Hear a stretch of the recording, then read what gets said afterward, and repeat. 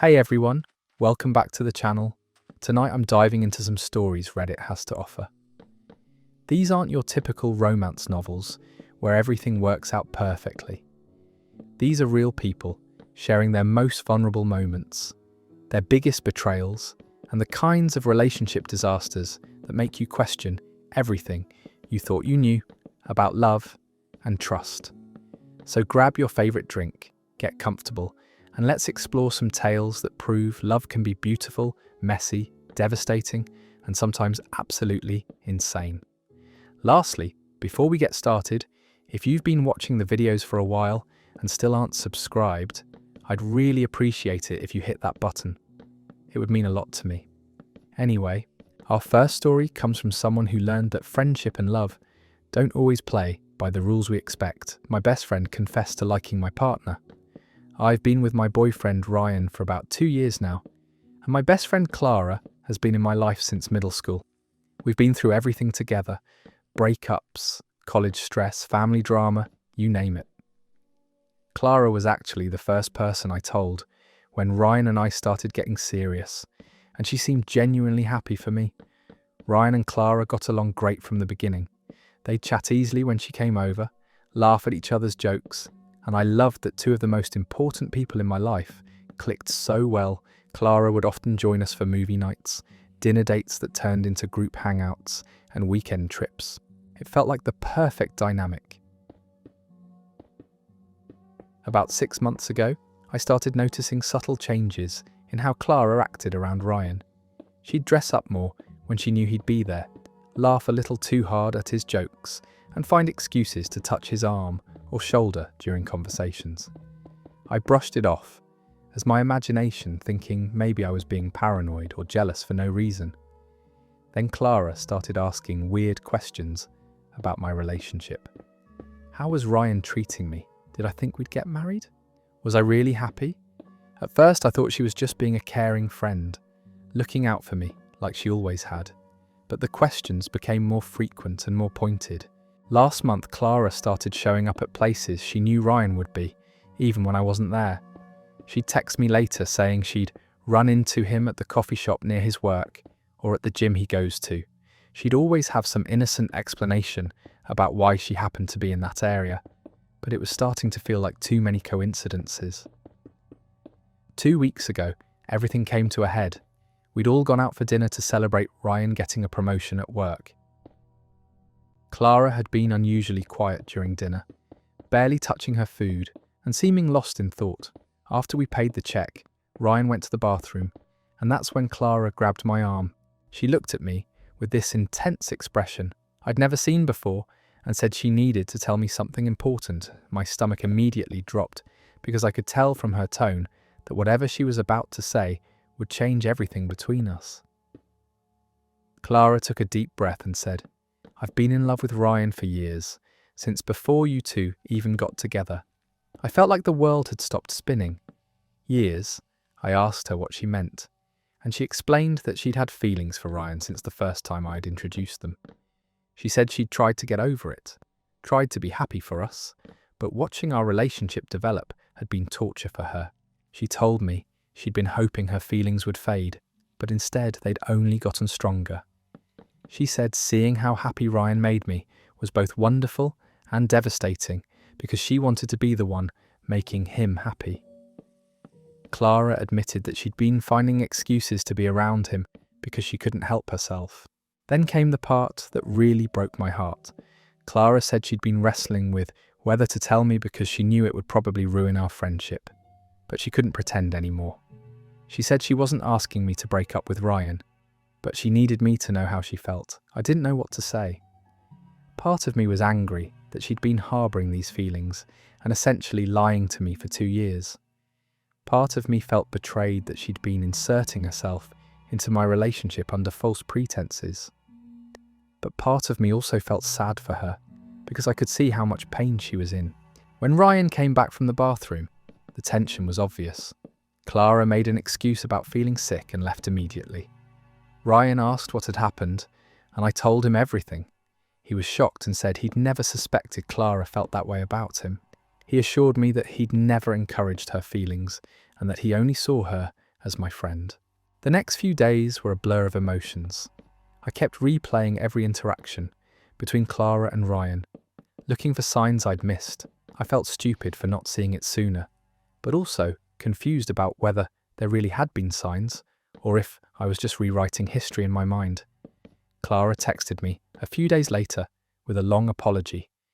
She said she regretted telling me, not because the feelings weren't real, but because she'd hurt me and potentially damaged my relationship. She said she understood if I needed space and that she'd respect whatever boundaries I needed to set. I've been thinking about this non-stop for 2 weeks now. On one hand, Clara was honest with me about something that must have been incredibly difficult to admit. She didn't try to sabotage my relationship or make a move on Ryan. She just told me how she felt. On the other hand, I feel like our entire friendship has been built on a lie. Every time she hung out with us, every piece of relationship advice she gave me, every time she comforted me when Ryan and I had a fight, she had ulterior motives. How can I trust that any of her support was genuine when she was secretly wishing she was in my place? Ryan has been incredibly understanding through all of this. He's made it clear that his feelings haven't changed and that he wants to work through this together.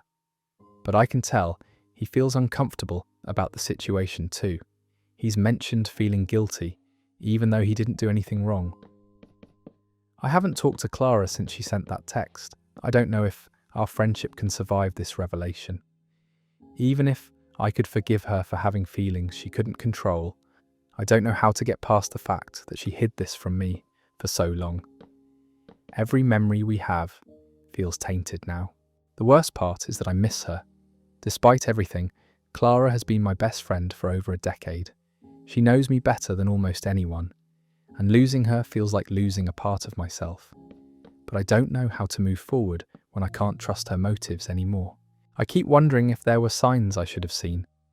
Were there moments when Clara crossed a line that I dismissed? Did Ryan ever notice her feelings and not tell me to avoid drama? I'm questioning everything about the past 2 years. Part of me wants to try to salvage the friendship, maybe with strict boundaries about her involvement in my relationship. But another part of me thinks that would be unfair to everyone involved. How can Clara get over her feelings for Ryan if she's still in our lives? How can Ryan and I move forward if there's always this underlying tension?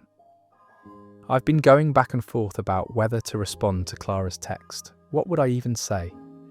That I forgive her, that I need time, that our friendship is over? None of those options feel right, but I can't ignore her forever. This whole situation has made me realise how complicated love and friendship can be. Clara didn't choose to fall for Ryan any more than I chose to fall for him. But the way she handled it, keeping it secret for so long and inserting herself into our relationship feels like a betrayal of our friendship. I don't know what the right answer is here. Do I prioritise my relationship with Ryan and cut Clara out of our lives? Do I try to maintain the friendship and hope Clara can move past her feelings? Or is there some middle ground where we can all coexist without this becoming an ongoing source of drama? That story ends there. The complexity of loving someone your best friend is dating creates such an impossible situation for everyone involved. There's no villain here, just 3 people caught in circumstances that none of them asked for, and the painful realization that sometimes being honest can hurt more than staying silent. Speaking of complicated relationship dynamics, our next story shows what happens when tradition becomes an excuse for questionable choices. My boyfriend took his ex to prom instead of me. I'm a senior in high school, and I've been dating Ethan for about 8 months now. We started going out in September, right after school began, and things have been really good between us. He's sweet, funny, and we have this easy chemistry that made me think I'd finally found someone special. Prom has been on my mind since January. All my friends were talking about dresses, making plans, and figuring out who they were going with.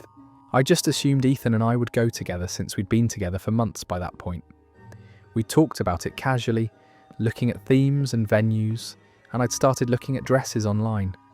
In March, I found this gorgeous deep blue dress that I fell in love with. I showed Ethan pictures of it, and he said it would look amazing on me. I took that as confirmation that we were definitely going together. So I bought the dress and started planning the rest of my outfit. 2 weeks before prom, I was talking to Ethan about dinner reservations when he got this weird look on his face. He said we needed to talk about something, and my heart immediately started racing because that tone never leads to anything good. Ethan told me that he'd already made plans to go to prom with his ex-girlfriend Madison. I thought I'd misheard him, so I asked him to repeat what he'd just said. He confirmed that yes, he was taking Madison to prom, not me. I was speechless. I asked him when he'd made these plans, and he said they'd been set since before we'd started dating. Apparently Madison had asked him to prom last spring, when they were still together, and he'd said yes. Even though they'd broken up over the summer, he felt obligated to honour that commitment. I pointed out that we'd been dating for 8 months, and that it was completely inappropriate for him to take another girl to prom, especially his ex-girlfriend. Ethan said he understood why I was upset, but Madison was counting on him, and he couldn't let her down at the last minute. He explained that Madison hadn't been able to find another date, and since they'd already planned to go together, it would be mean to abandon her now. He said it wasn't romantic, just 2 friends going to a dance together. He promised it didn't mean anything, and that he'd rather be going with me. I asked him why he hadn't told me about this arrangement sooner. He admitted he'd been hoping Madison would find someone else to go with, so he wouldn't have to choose between honouring his commitment to her and going with me. When it became clear that wasn't going to happen, he felt stuck. The whole conversation felt surreal. I couldn't believe my boyfriend was choosing his ex-girlfriend over me for one of the biggest events of senior year. I told him how hurt and embarrassed I was, that all my friends knew I was planning to go with him, and that I'd already bought a dress. Ethan kept apologising and saying he wished things were different, but he felt like his hands were tied. He said Madison had been really excited about prom and had bought her dress specifically to match his tuxedo. He didn't want to crush her dreams at the last minute. I pointed out that he was crushing my dreams instead, but he said that was different because I could still find someone else to go with, or go with a group of friends. Madison, according to him, would be devastated if he backed out because she'd been planning on going with him for almost a year. The more he explained his reasoning, the angrier I became. It felt like he was prioritising his ex-girlfriend's feelings over mine, and I couldn't understand how he thought that was acceptable in a committed relationship. I asked him how he'd feel if the situation were reversed, if I told him 2 weeks before prom that I was taking my ex-boyfriend instead of him.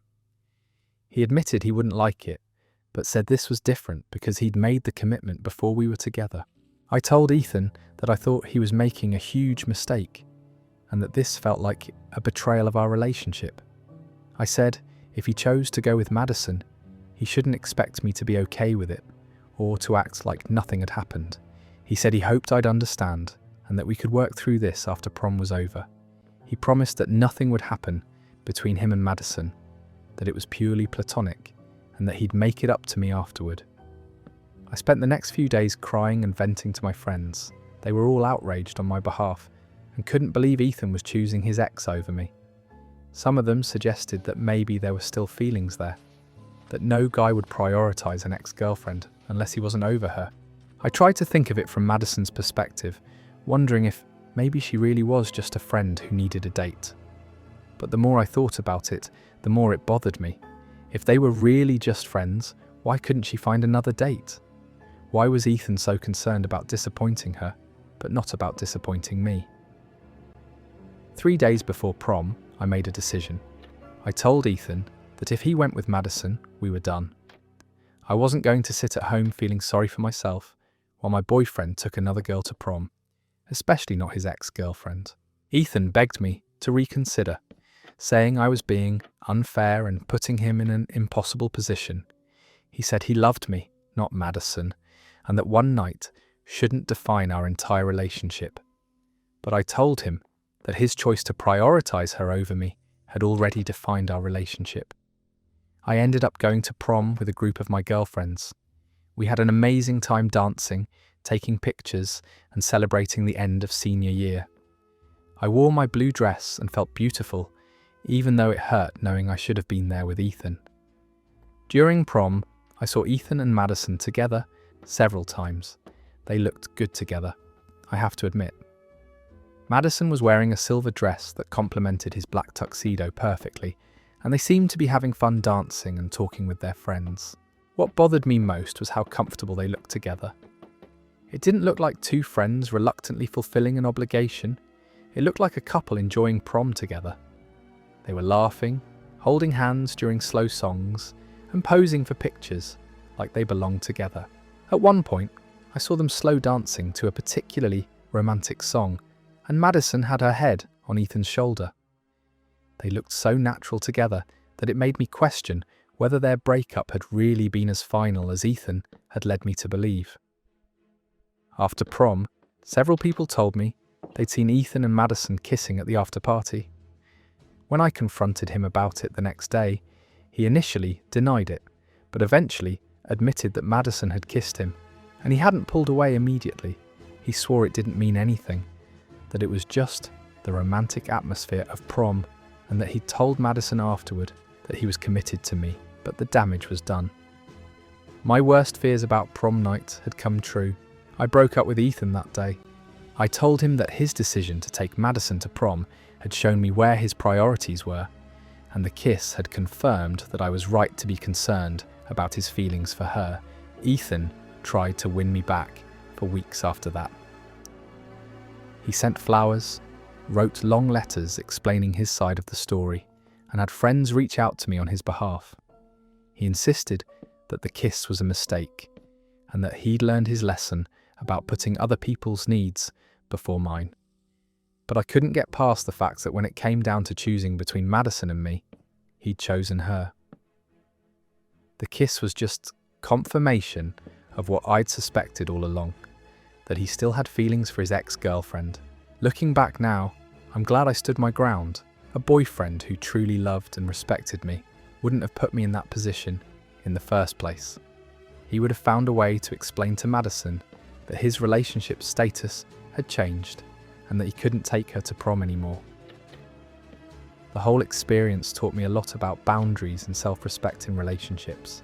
Sometimes people will test how much you're willing to tolerate, and if you don't stand up for yourself, they'll keep pushing those boundaries further and further. I heard through friends that Ethan and Madison got back together shortly after graduation. Part of me wonders if prom was just an excuse for them to reconnect, or if spending that evening together reminded them of what they'd had. Either way, I'm grateful I found out who Ethan really was before we got any more serious.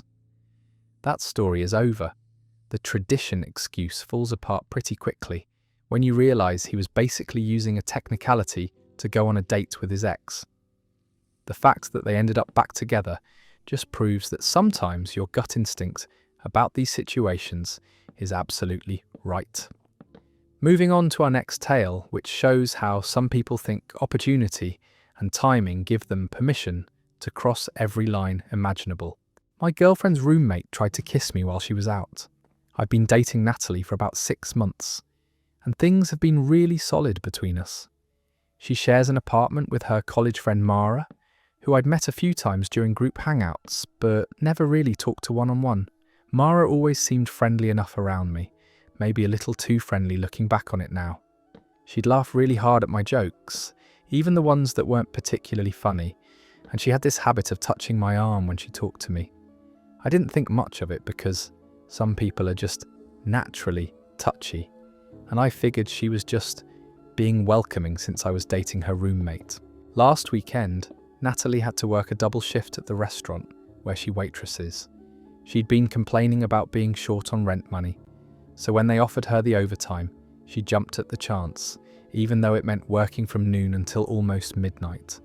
I'd planned to spend the day with Natalie, so when she had to work, I offered to just hang out at her apartment and wait for her to get home. She gave me her spare key and said I could order food, watch TV, whatever I wanted. Mara would be there, but she'd probably be in her room studying for finals. I spent most of the afternoon on the couch, watching Netflix and scrolling through my phone. Mara came out a few times to get snacks from the kitchen, and we'd make small talk about school and work. Everything seemed completely normal. Around 7 in the evening, I was getting hungry, so I went to the kitchen to see what they had for dinner. I was looking through their fridge when Mara came up behind me and started talking about how nice it was to have some company in the apartment. She said she got lonely sometimes when Natalie was working late, and that she was glad I was there to keep her company. She was standing closer to me than necessary, and I could smell her perfume, something sweet and floral that she definitely hadn't been wearing earlier. I made some comment about Natalie being lucky to have such dedicated co-workers who could cover for each other, trying to steer the conversation back to safe territory. But Mara just laughed and said something about how Natalie was always working and never had time for fun anymore. She started talking about how I seemed like the type of guy who knew how to have a good time, and how it was a shame that Natalie was always too tired or too busy to appreciate me properly. I started feeling uncomfortable because it seemed like she was criticizing my girlfriend, and I wasn't sure why. I told Mara that Natalie and I were happy, and that I understood she had to work hard to pay for school and rent. I tried to move away from the fridge to give myself some space, but Mara stepped closer instead of backing away. That's when she put her hand on my chest and said, "She doesn't deserve you, you know. You're too good for someone who's never around." Before I could respond, she leaned in like she was going to kiss me. I immediately stepped back and put my hands up to create distance between us. I told her that wasn't appropriate and that I was with Natalie. Mara looked embarrassed for about 2 seconds, then smiled and said she was just testing to see what kind of guy I was. She claimed she was being protective of her roommate and wanted to make sure I wouldn't cheat on Natalie if given the opportunity. She said I'd passed the test and that she was glad to know Natalie was with someone trustworthy. I didn't buy her explanation for a second. The way she'd looked at me, the way she'd positioned herself, the things she'd said about Natalie not deserving me, none of that seemed like a loyalty test. It felt like a genuine attempt to start something between us. I told Mara I thought her test was inappropriate and that I was going to wait for Natalie in her bedroom instead of the common areas. Mara shrugged and said she understood, but added that she hoped I wouldn't mention this to Natalie because it might cause unnecessary drama between roommates. I spent the rest of the evening in Natalie's room with the door closed, feeling completely uncomfortable about what had happened. I kept replaying the conversation in my head, wondering if I'd somehow misread the situation or if Mara had really been trying to kiss me. When Natalie got home around midnight, she was exhausted but happy to see me. She asked how my day had been and whether Mara had been good company. I hesitated because I wasn't sure how to explain what had happened without causing problems. I decided to tell Natalie the truth. I explained what Mara had said about her not deserving me, how she'd tried to kiss me, and her claim that it was all just a test. Natalie's expression went from confused to angry as I told the story. Natalie said this wasn't the first time Mara had done something like this. She'd apparently tried to flirt with Natalie's previous boyfriend too, but Natalie had chalked it up to Mara being drunk and not thinking clearly. This incident made her realise there might be a pattern. She confronted Mara the next morning while I was there. Mara initially denied everything, then switched to claiming it was a misunderstanding, and finally admitted she'd been attracted to me, but swore it wouldn't happen again. Natalie told Mara that having her roommate try to seduce her boyfriend was completely unacceptable, and that she needed to find somewhere else to live. Mara got defensive and said Natalie was overreacting, that guys hit on girls all the time and it wasn't a big deal. The argument escalated when Mara accused Natalie of being jealous and insecure, saying that if our relationship was really solid, one little incident wouldn't threaten it. She said I was the one who'd been friendly and giving her mixed signals, which was completely untrue. I spoke up and told Mara that I'd never flirted with her or given her any indication that I was interested. I said her behaviour had made me uncomfortable and that her attempt to blame me for her actions was unfair. Mara packed her things and moved out that week. Before she left, she made one last attempt to convince Natalie that I'd been encouraging her attention and that she was just trying to protect her by showing her what kind of person I really was. Natalie didn't buy it for a second. She said she trusted me completely and that she was sorry I'd been put in that position. She was more upset about having to find a new roommate and cover the full rent until she could find someone than she was about Mara's behaviour. The whole situation made me realise how important it is to be completely transparent with your partner about these kinds of incidents. If I'd kept it to myself, Mara might have tried something more aggressive later, or she might have found a way to twist the story to make me look bad. It also made me appreciate Natalie's trust in me. A lot of people might have blamed their partner or assumed there was more to the story, but Natalie believed me completely and took action to protect our relationship. Mara tried to text me a few times after she moved out, apologising and asking if we could be friends. I blocked her number and told Natalie about the messages. Some people just don't understand boundaries, and giving them any opportunity to cross lines again is a mistake. That story wraps up there. The loyalty test excuse is absolutely ridiculous, and the fact that she'd pulled similar moves before just proves this was calculated, predatory behaviour. At least Natalie had her boyfriend's back and didn't fall for the manipulation. Our next story involves someone who thought friendship rules didn't apply when it came to matters of the heart. My friend secretly went on dates with my crush. I've had a crush on this girl Ashley from my psychology class since the beginning of the semester. She's smart, funny, and has this infectious laugh that makes everyone around her smile. I'd been working up the courage to ask her out for weeks. My friend Toby knew all about my feelings for Ashley because I'd been talking about her constantly. I'd analyse every conversation we had in class, wonder if she was flirting when she borrowed my notes, and stress about the perfect way to ask her out. Toby was always encouraging, telling me to just go for it and that Ashley would be crazy not to say yes. About a month ago, I finally decided I was ready to make my move. I asked Toby for advice on how to approach Ashley, and he suggested I should find out more about her interests first so I'd have better conversation topics. He offered to help by talking to her after class and reporting back with intel. I thought this was a great idea because Toby is naturally more outgoing than I am, and he's good at getting people to open up. Plus, Ashley already knew him from group projects we'd all worked on together, so it wouldn't be weird for him to strike up conversations with her. For the next 2 weeks, Toby would update me regularly about his conversations with Ashley. He told me she loved hiking and indie music, that she was stressed about her upcoming MCAT exam, and that she'd recently gotten out of a long relationship and was taking things slow with dating. Based on Toby's research, I planned what I thought would be the perfect first date. There was an indie band playing at a small venue downtown, and I figured I could ask Ashley if she wanted to go with me. Toby encouraged this plan and said he thought she'd definitely say yes. The day I planned to ask her out, Ashley wasn't in class. I was disappointed but figured I'd try again the next week. When I mentioned this to Toby, he said he'd seen Ashley at the coffee shop earlier and that she'd seemed upset about something. He offered to check on her and see if everything was okay. That weekend, I didn't hear from Toby at all, which was unusual because we normally hung out or at least texted about our weekend plans. When I asked him Monday morning how his weekend was, he was vague and said he'd just stayed home and studied.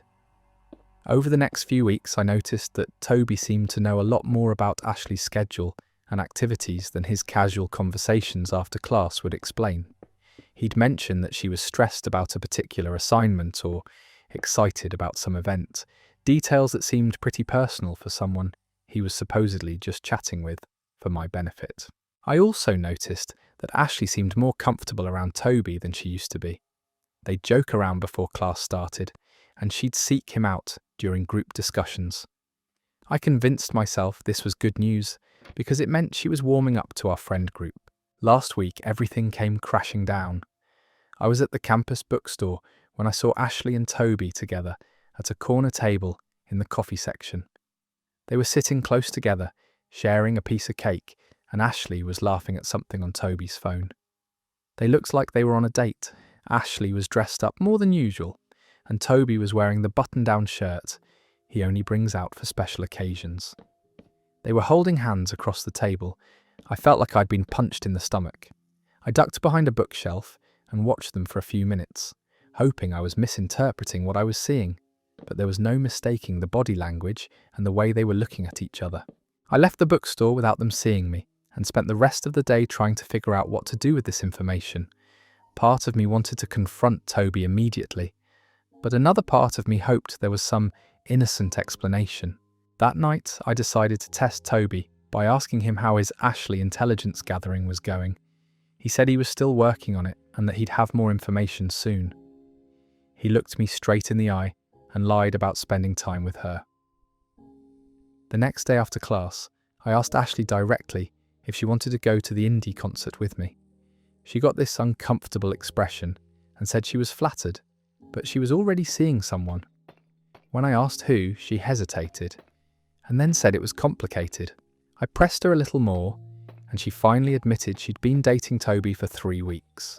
She said she hadn't meant for it to happen, that they'd just connected when he'd approached her to talk about me, and that one thing had led to another.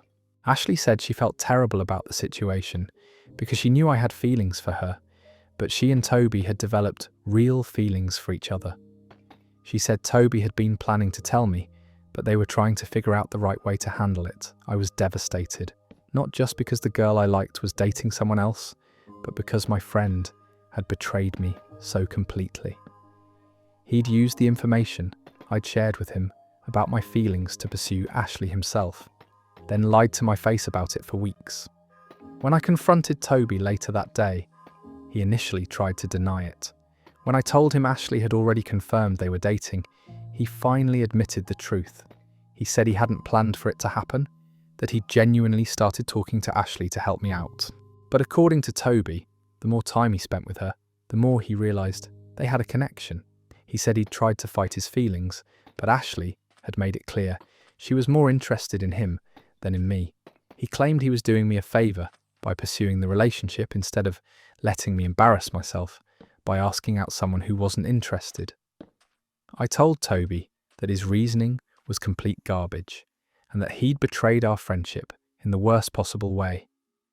I said if he'd developed feelings for Ashley, the right thing to do would have been to tell me immediately and step back, not secretly date her while pretending to help me win her over. Toby got defensive and said I didn't own Ashley just because I had a crush on her. He said she was free to date whoever she wanted and that I was being selfish by expecting him to sacrifice his own happiness for my unrequited feelings. He also said that Ashley had told him she'd never been interested in me romantically, so I was getting upset over something that was never going to happen anyway. He suggested I should be happy for them instead of making it all about my hurt feelings. I ended the friendship that day. I told Toby that I could have handled Ashley not being interested in me, but I couldn't forgive him for lying to me and using my trust to pursue her behind my back. The betrayal from someone I considered a close friend hurt worse than the rejection. Ashley tried to apologise to me a few days later. She said she genuinely hadn't known how deep my feelings were when she and Toby started getting closer, and that she felt awful about how everything had played out. She said she hoped we could still be friends after things settled down. I appreciated her apology, but I told her I needed space from both of them.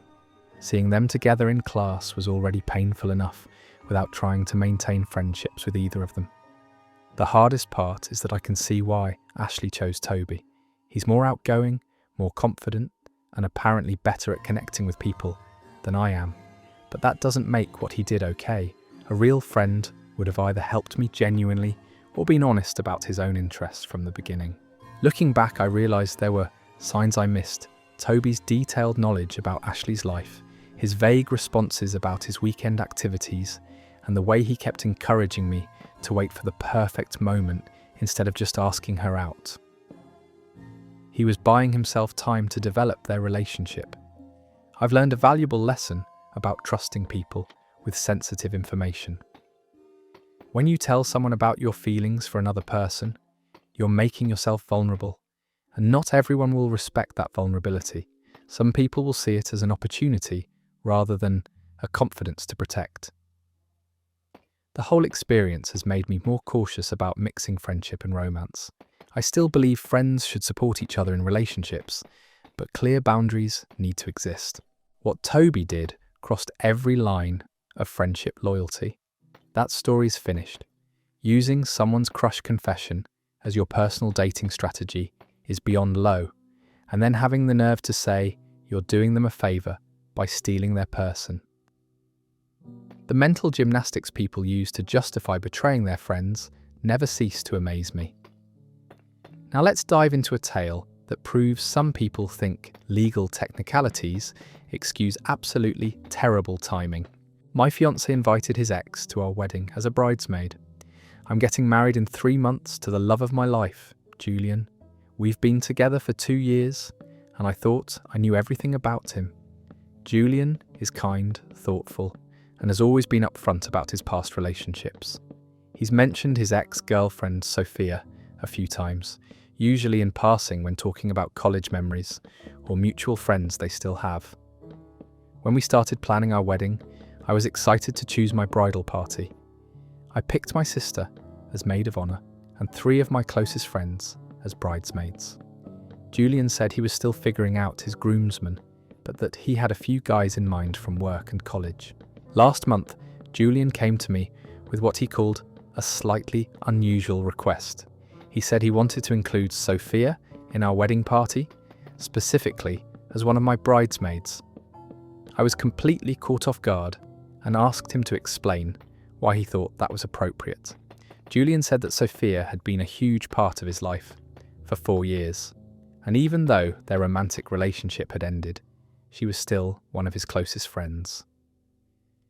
He said she'd been incredibly supportive during some difficult times in his life, and he couldn't imagine getting married without her being there to celebrate with us. He explained that Sophia had been asking about our wedding and had seemed hurt when she realised she wasn't included in the wedding party. Julian said he felt bad because she'd always assumed she'd be part of his wedding someday, even after they broke up. I told Julian that having his ex-girlfriend in our bridal party felt inappropriate and uncomfortable. I said I barely knew Sophia and that it would be weird to have her standing beside me during one of the most important moments of my life. Julian got defensive and said I was being unreasonable. He insisted that Sophia was genuinely happy for us and that she just wanted to be part of our special day. He said their relationship was completely platonic now and that I should trust him. When I asked why Sophia couldn't just be a regular wedding guest, Julian said she'd specifically asked to be in the wedding party because she wanted to feel included and important. He said turning her down would hurt her feelings and potentially damage their friendship. I suggested that if Sophia was so important to Julian, maybe she could be one of his groomswomen instead of my bridesmaid. But Julian said that wouldn't work because his groomsmen were already set, and besides, Sophia had always envisioned herself as a bridesmaid. The conversation got heated when I pointed out that Sophia's feelings about our wedding shouldn't be more important than mine. I said I was the bride, and I should get to choose who stands with me at the altar. Julian accused me of being jealous and insecure. Over the next few days, Julian kept bringing up the topic. He'd mention how disappointed Sophia was, and how awkward things were getting between them. He said she'd been calling him crying about feeling excluded from such an important moment in his life. I started to feel like I was being manipulated. Why was Julian so invested in making his ex-girlfriend happy at our wedding? Why couldn't he tell her no when it was clearly making me uncomfortable? I decided to look at our wedding seating chart that Julian had been working on. What I found made my stomach drop. He'd seated Sophia at the head table right next to him. Not at a table with other friends or college buddies, but literally at the table reserved for immediate family and the wedding party. When I confronted Julian about the seating arrangement, he said he'd just been trying to make sure Sophia felt welcomed and included. He said the head table had extra space and he thought it would be nice for her to sit somewhere special. I pointed out that the head table was supposed to be for the people most important to us, and that seating his ex-girlfriend there sent a very clear message about her role in his life. Julian said I was reading too much into a seating chart. That's when I started paying attention to other wedding details Julian had been handling. He'd added Sophia to our rehearsal dinner guest list without asking me. He'd included her in the group chat with our wedding party. He'd even suggested that she could help with some of the wedding planning, since she had great taste. I felt like Julian was planning a wedding that included his ex-girlfriend as much as it included me. Every decision he made seemed to centre around making sure Sophia was happy and involved. I told Julian that I needed him to choose between having Sophia in our wedding party or having me as his bride. I said I wasn't going to stand at the altar next to his ex-girlfriend while she watched him marry someone else. Julian said I was being dramatic and giving him an unfair ultimatum. He said Sophia was important to him and that he shouldn't have to choose between his fiancée and his friend. He accused me of trying to control his friendships and isolate him from people he cared about. I asked Julian how he'd feel if I wanted my ex-boyfriend to be one of his groomsmen and sit at our head table. He said that was different because I didn't have the same kind of friendship with my ex that he had with Sophia. The fight escalated when Julian suggested that maybe we should postpone the wedding until I could work through my insecurity issues. He said he didn't want to get married if I was going to be controlling and jealous about his friendships. I called off the wedding that night. I told Julian that a man who prioritised his ex-girlfriend's feelings over his bride's on their wedding day wasn't ready to be married. I said if Sophia was so important to him, maybe he should marry her instead. Julian has been trying to win me back for weeks now. He's apologised for not considering my feelings and admitted that he was wrong to prioritise Sophia over me. He says he's cut contact with her and that he's willing to do whatever it takes to fix our relationship. But I can't get past the fact that when it came down to choosing between his ex-girlfriend and his fiancée, he chose her. He was willing to postpone our wedding rather than tell Sophia she couldn't be a bridesmaid. That showed me exactly where I stood in his priorities. I found out through mutual friends that Julian and Sophia have been spending time together since our breakup. They've been seen at restaurants and coffee shops, apparently working through the situation. Part of me wonders if this was what Julian wanted all along, a reason to get back together with Sophia without looking like the bad guy. Looking back, I can see signs that Julian never fully got over his ex-girlfriend. The way he'd light up when talking about her, how he always defended her when other people made comments about their relationship, the way he kept photos of them together in his apartment even after we moved in together. I dodged a bullet by calling off that wedding. A marriage where the groom insists on including his ex-girlfriend in every major decision wouldn't have lasted anyway. I deserve someone who sees me as their priority, not someone who treats me like I'm competing with their past. That story is over. Wanting your ex-girlfriend as a bridesmaid and seating her at the head table isn't about friendship. It's about not being over someone. The fact that he was willing to postpone the wedding rather than disappoint her tells you everything you need to know. At least she found out before walking down the aisle, moving into our next story, which shows how modern technology can reveal the most devastating truths at the worst possible moments. I accidentally found my partner on a dating app. I've been with Renee for about 1.5 years now, and I thought we were in a really good place. We'd talked about moving in together, meeting each other's families, and even discussed what we wanted for our future. She seemed as committed to our relationship as I was. Last weekend, my friend Alex was showing me this new dating app he'd downloaded. He was swiping through profiles and laughing at some of the ridiculous bios people write. I was half paying attention until a familiar face appeared on his screen. It was Renee. Her profile picture was one I'd never seen before, taken recently based on her haircut and the outfit she was wearing. My heart immediately started racing, but I tried to stay calm and get a better look at her profile.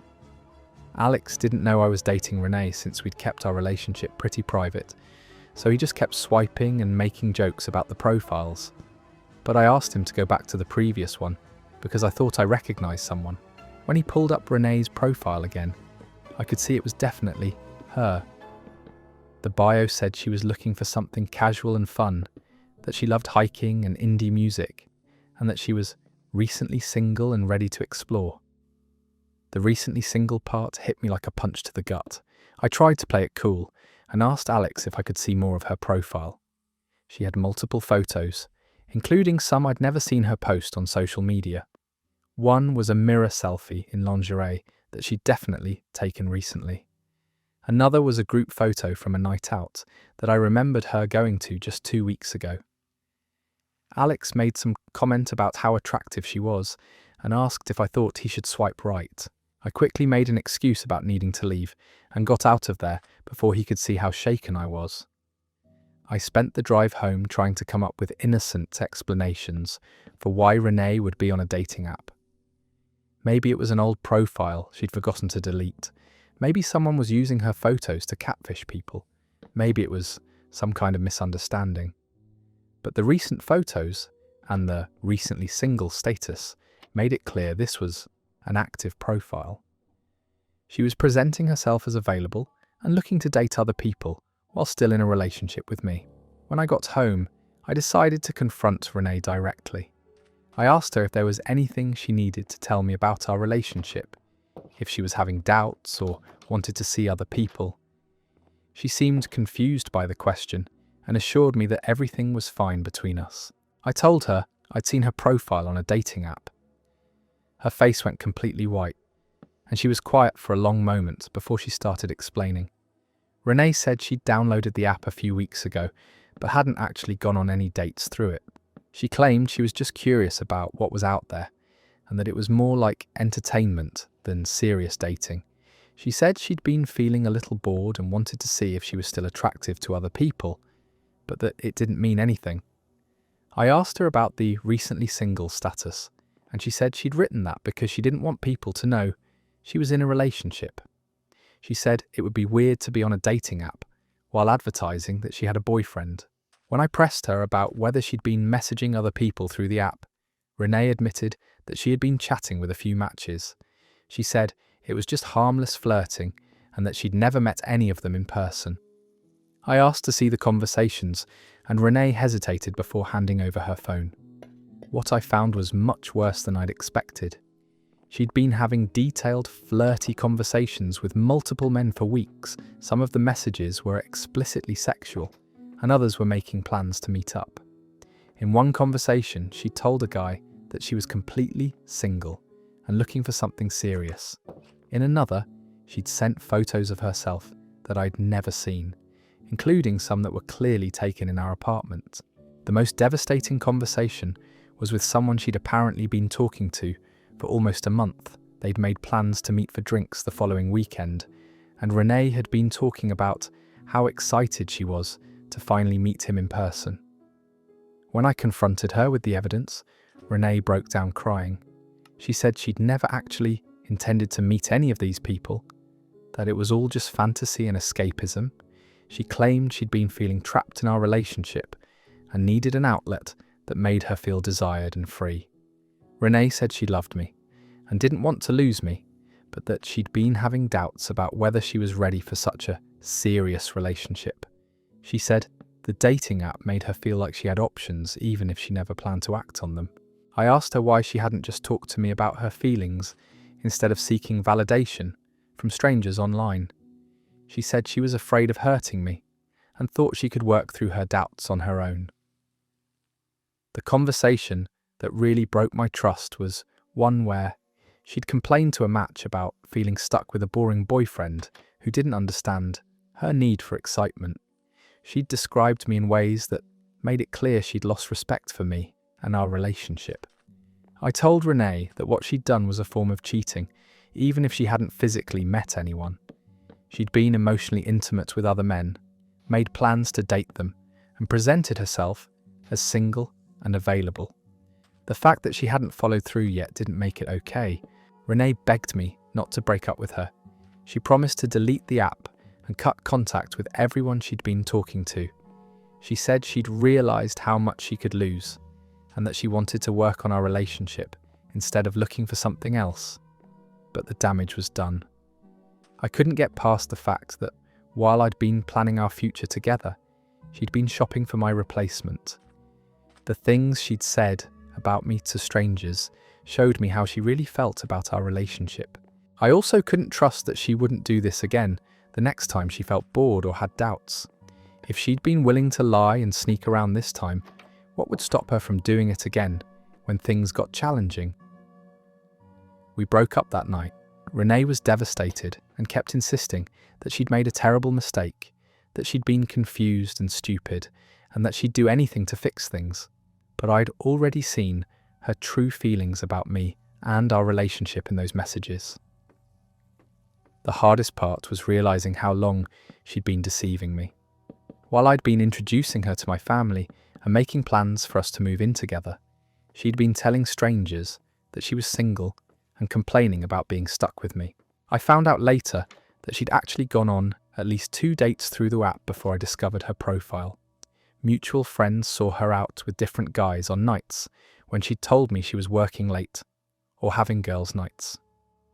The whole experience taught me that people can maintain completely different personas online, and that social media and dating apps make it easier than ever to live double lives. It also showed me the importance of paying attention to changes in behaviour and trusting my instincts when something feels off. That story ends there. The just for fun excuse falls apart pretty quickly when you're making actual dinner plans with other people and complaining about your boyfriend to potential dates. Sometimes curiosity about what's out there is really just shopping for an upgrade while keeping your current option as backup. Our next tale shows how some people think childhood games give them permission to cross every adult boundary imaginable. My boyfriend kissed my best friend during Truth or Dare. I've been with Sam for about 8 months, and he's always gotten along well with my friend group. We're all in our mid-20s, but sometimes we still act like college kids when we get together for game nights and parties. Last Friday, my friend group decided to have a throwback party with games from high school. I thought it would be fun and nostalgic, and Sam seemed excited about getting to know my friends better in a more relaxed setting. We started with some drinking games and moved on to classic party games like charades and Never Have I Ever. Everyone was having a good time, and Sam was fitting in perfectly with the group dynamic. Around midnight, someone suggested Truth or Dare. I know it sounds juvenile for people our age, but we'd all been drinking and it seemed like harmless fun. The first few rounds were pretty tame, mostly embarrassing truths about crushes and silly dares like dancing or singing. My best friend Mia was sitting directly across from Sam in our circle. She'd been flirting with him lightly throughout the night, which I'd noticed but tried to ignore. Mia has always been naturally flirty with everyone, and I figured it was just her personality combined with the alcohol. When it was Mia's turn, she chose Dare. The person asking dared her to kiss the most attractive person in the circle. I expected her to deflect or choose someone single, but she immediately looked at Sam and said he was obviously the most attractive guy there. Everyone in the circle got quiet because they knew Sam was my boyfriend. I looked at Sam expecting him to decline or suggest an alternative, but he just shrugged and said it was just a game. Before I could say anything, Mia leaned across the circle and kissed him. It wasn't a quick peck on the lips like you might expect for a dare, it was a full kiss that lasted several seconds, with Mia putting her hand on Sam's face and Sam not pulling away. Everyone else was watching in uncomfortable silence. When they finally broke apart, Mia giggled and sat back down like nothing had happened. Sam looked at me with this guilty expression, but then laughed and said, "Truth or Dare, right?" like it was all perfectly normal. I was furious but didn't want to cause a scene in front of everyone. I tried to play it off like it didn't bother me, but inside I was seething. The game continued, but I couldn't focus on anything except replaying that kiss in my head. What made it worse was how comfortable both Sam and Mia seemed afterward. They kept making eye contact and sharing little smiles like they had some kind of inside joke. Mia even made a comment about Sam being a good kisser, which made everyone laugh, except me. I ended the party early, claiming I had a headache. Sam offered to stay and help clean up, but I told him I just wanted everyone to leave. After our friends left, Sam tried to act like everything was normal. I confronted him about the kiss and he immediately got defensive.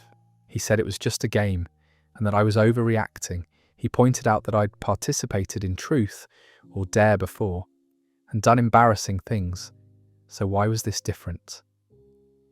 I explained that kissing my best friend was completely different from singing a stupid song or telling an embarrassing story. He'd been physically intimate with another woman right in front of me, and then acted like it was no big deal. Sam said he couldn't help that Mia had chosen him for the dare, and that it would have been rude and awkward to refuse in front of everyone. He claimed he was just trying to be a good sport and not make things weird for the group. I asked him why he hadn't pulled away or kept it brief, and he said he wasn't thinking about it in the moment. He insisted it meant nothing to him, and that I was being jealous and insecure over a silly party game. The next day, I talked to Mia about what had happened. Instead of apologising, she seemed annoyed that I was bringing it up. She said it was just truth or dare, and that I was being dramatic about something that didn't matter. Mia pointed out that she could have chosen anyone in the circle, but she'd chosen Sam specifically because she thought I'd be more comfortable with her kissing my boyfriend than kissing one of our mutual male friends. She claimed she was actually being considerate.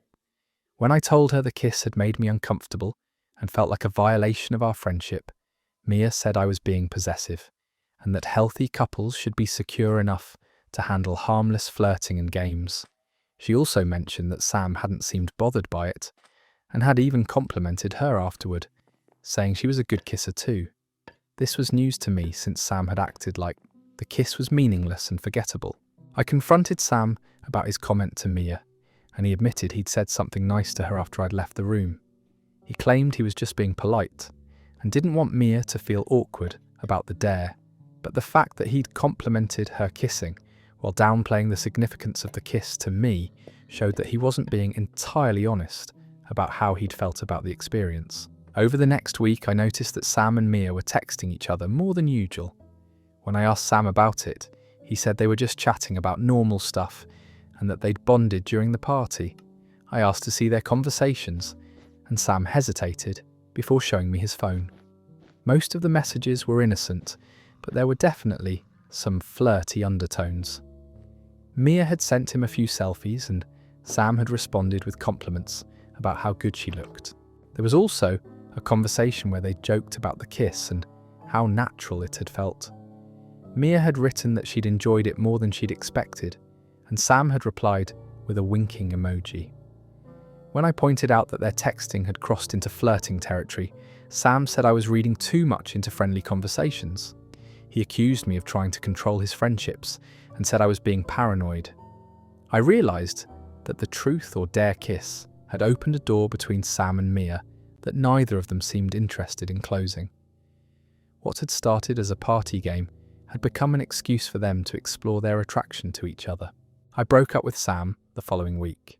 I told him that his behaviour after the kiss had shown me that he wasn't committed to respecting boundaries in our relationship. The game might have been an excuse, but his actions afterward revealed his true feelings. Sam tried to convince me I was overreacting and throwing away a good relationship over nothing. But I'd seen how he looked at Mia during that kiss, and I'd read the flirty messages between them. The truth or dare had just given them permission to act on feelings that were already there. Mia and Sam started dating about a month after we broke up. When mutual friends told me about their relationship, Mia claimed they'd only gotten together after Sam and I had ended things, but I know the truth, night during the game. Looking back, I think that their connection started that they both used truth or dare as a way to test the waters without taking full responsibility for their actions. They could claim it was just a game while secretly exploring whether there was something between them. That story is over. Using a childhood game as an excuse to make out with your friend's boyfriend is pathetic, but the real betrayal was all the flirting and bonding that happened afterward. Truth or dare doesn't give you a free pass to disrespect your relationship, and the fact that they ended up together proves this was never just about a silly game. Let's move into our next story, which shows how some people think their romantic history gives them permanent access to special occasions. My girlfriend's ex showed up to her birthday dinner, and she didn't send him away. I've been dating Cleo for about 10 months now, and her birthday was last week.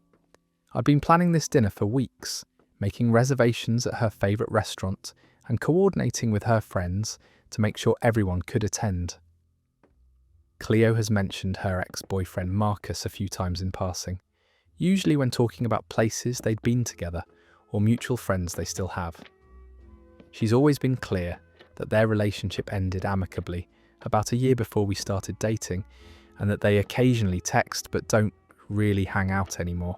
The night of her birthday dinner, I arrived at the restaurant early to make sure everything was set up perfectly.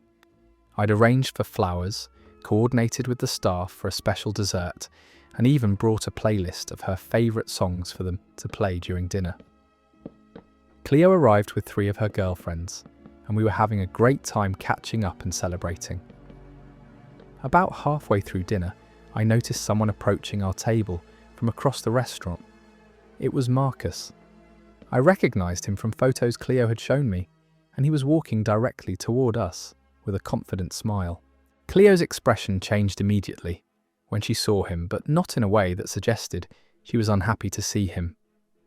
Marcus walked up to our table like he belonged there and said, "Happy birthday, beautiful." He leaned down and hugged Cleo, holding the embrace longer than seemed appropriate for an ex-boyfriend greeting someone in front of their current partner. Cleo seemed flustered, but not angry. She thanked him for coming and gestured for him to sit down in the empty chair next to her. I was shocked that she was inviting him to join our intimate birthday dinner without even asking how I felt about it. Marcus had brought a gift, an expensive necklace that he presented to Cleo with a flourish. He said he'd seen it in a store window and thought of her immediately, that it reminded him of one she used to wear when they were together. Cleo put the necklace on right there at the table, and Marcus complimented how beautiful it looked on her. He said some things never change, referring to how good she looked in jewellery he picked out for her. I was sitting there feeling completely invisible while my girlfriend's ex-boyfriend took over her birthday celebration. He was charming and confident, telling stories that made everyone laugh, and clearly comfortable being the centre of attention. What bothered me most was how natural Cleo seemed with Marcus there. She wasn't sending him away or setting boundaries. Instead, she was engaging with him like this was completely normal, laughing at his jokes and asking about his life. Marcus even made a toast to Cleo, talking about how special she was and how lucky anyone would be to have her in their life. He looked directly at me during part of the toast, like he was making some kind of point about appreciating what you have. During dinner, Marcus kept finding excuses to touch Cleo's arm or shoulder while telling stories. He'd lean in close to whisper comments that would make her laugh. It felt like I was watching my girlfriend on a date with her ex-boyfriend. The conversation naturally flowed toward memories Marcus and Cleo shared, inside jokes and experiences that excluded everyone else at the table. Her friends seemed uncomfortable with the dynamic, but no one said anything. When it was time for dessert, Marcus insisted on paying for the entire table. He said it was the least he could do for Cleo's special day. I tried to object since I'd planned and organised the dinner, but Cleo said it was sweet of Marcus to offer. After dinner, Marcus suggested we all go to a bar he and Cleo used to frequent together. Again, Cleo seemed enthusiastic about the idea, and her friends reluctantly agreed to continue the celebration. At the bar, Marcus bought rounds of At the Bar. Marcus ordered Cleo's favourite drink without asking what she wanted, remembering exactly how she liked it made. He knew the bartender and got us a prime table, acting like he was hosting the entire evening. Throughout the night, Marcus kept bringing up romantic memories he and Cleo shared. He'd referenced trips they'd taken together, songs that were their song, and moments from their relationship that clearly held special meaning for both of them. Cleo wasn't shutting down these conversations or redirecting them to include me. If anything, she seemed nostalgic and happy to reminisce about their time together. She'd add details to his stories and laugh at memories I couldn't be part of. At one point, Marcus pulled out his phone and showed everyone pictures from a vacation he and Cleo had taken to Italy 2 years ago. They looked incredibly happy together in the photos, and Marcus made comments about how that trip had been one of the best weeks of his life. Cleo was looking at the photos with this wistful expression, clearly lost in the memories. When Marcus joked about how they'd gotten lost in Rome, but had the most romantic night because of it, she blushed and smiled in a way that made my stomach turn.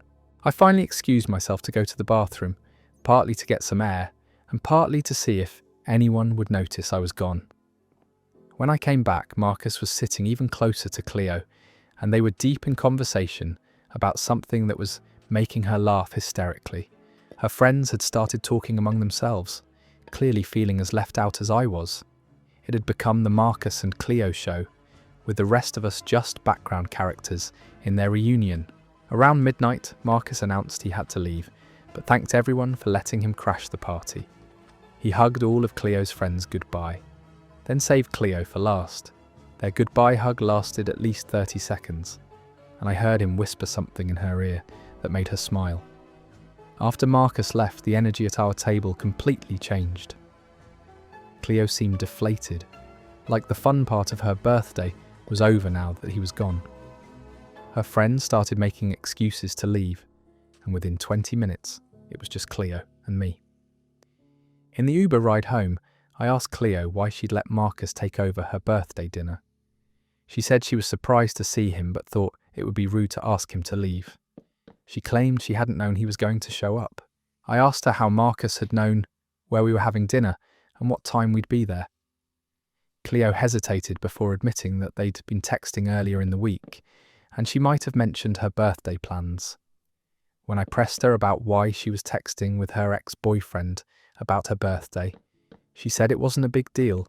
She claimed Marcus had reached out to wish her happy birthday, and she'd just been making conversation when she mentioned the dinner. I pointed out that inviting himself to her birthday celebration was incredibly inappropriate, and allowing him to stay was disrespectful to me and our relationship. Cleo said I was being jealous, and that Marcus was just being friendly. She insisted that Marcus was part of her past and that I had nothing to worry about. But the way they'd interacted all night, the intimate conversations and shared memories, didn't feel like just friends to me. Over the next few days, I noticed Cleo was texting more frequently and smiling at her phone in ways she hadn't before. When I asked who she was talking to, she'd give vague answers about friends from work or school. I eventually discovered that she and Marcus had been in constant contact since her birthday. Their text conversations were filled with references to how great it had been to see each other and how much they'd missed talking regularly. In one exchange, Marcus had written that seeing her again had reminded him of everything he'd loved about their relationship. Cleo had responded that she'd felt the same way and that she'd forgotten how easy things were between them. There were also messages where they'd made plans to meet for coffee to catch up properly, and Cleo had told Marcus that she'd been thinking about their Italy trip and how happy she'd been during that time in her life. When I confronted Cleo about the messages, she admitted that reconnecting with Marcus had brought back a lot of feelings she thought she'd gotten over. She said she was confused about what she wanted and needed time to figure things out. I asked her if she wanted to break up so she could explore whatever was happening with Marcus. She said she didn't want to lose me, but she also couldn't stop thinking about Marcus and whether they'd made a mistake breaking up. Cleo suggested we take a break while she sorted through her feelings. She said it wasn't fair to me to stay in a relationship when she was having doubts and thinking about someone else. I told Cleo that if she needed to take a break to figure out her feelings for her ex-boyfriend, then we were done permanently. I wasn't going to wait around while she decided between me and Marcus. She seemed shocked that I wouldn't wait for her to work through her confusion. She said she'd thought I cared about her enough to give her space to figure out what she really wanted. I explained that her allowing Marcus to hijack her birthday celebration and then entertaining the possibility of getting back together with him showed me exactly where I stood in her priorities. She'd chosen to explore her past instead of protecting our future. Cleo and Marcus got back together 2 weeks after our breakup. Mutual friends told me they'd been inseparable since then, acting like no time had passed since their original relationship ended. Looking back, I think Marcus crashing her birthday dinner was a calculated move to remind Cleo of what they'd had together, and unfortunately, it worked exactly as he'd planned. The whole experience taught me that when someone's ex shows up uninvited to a special occasion and your partner doesn't immediately send them away, it's a pretty clear sign of where their loyalties lie. That story ends there. Letting your ex crash your birthday dinner and then entertaining getting back together with him while you're dating someone else is the definition of having your cake and eating it too. The fact that they reconnected so quickly afterward proves that dinner was basically an audition for getting back together. Now, let's dive into a story that shows how some people think legal loopholes excuse absolutely devastating timing choices. My fiancé got engaged to someone else too. I thought I'd found my soulmate in Harper. We'd been together for 3 years, living together for 1, and engaged for 6 months. Our wedding was planned for this upcoming fall, and I genuinely believed we were building a life together. 2 months ago, Harper started acting strange. She'd be distant during conversations, spend more time on her phone, and seemed less excited about wedding planning than she had been. When I asked if everything was okay, she'd say she was just stressed about work. The changes were subtle at first, but they became more obvious over time. Harper would get calls that she'd take in other rooms, claim she needed space to think about her career, and seemed generally less invested in our day-to-day relationship. 3 weeks ago, Harper told me she needed a break from our relationship. She said she was feeling overwhelmed by the wedding planning and needed time to make sure she was making the right decision. She asked if we could postpone the wedding and take some time apart. I was devastated, but agreed to give her the space she needed. Harper said she loved me, but needed to be completely sure before we got married. She moved back in with her parents and said she'd contact me when she was ready to talk.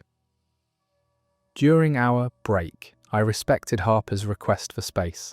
I didn't call or text her, didn't show up at her parents' house, and tried to give her the time she said she needed to figure things out. Last week, I ran into Harper's best friend Ashley at the grocery store.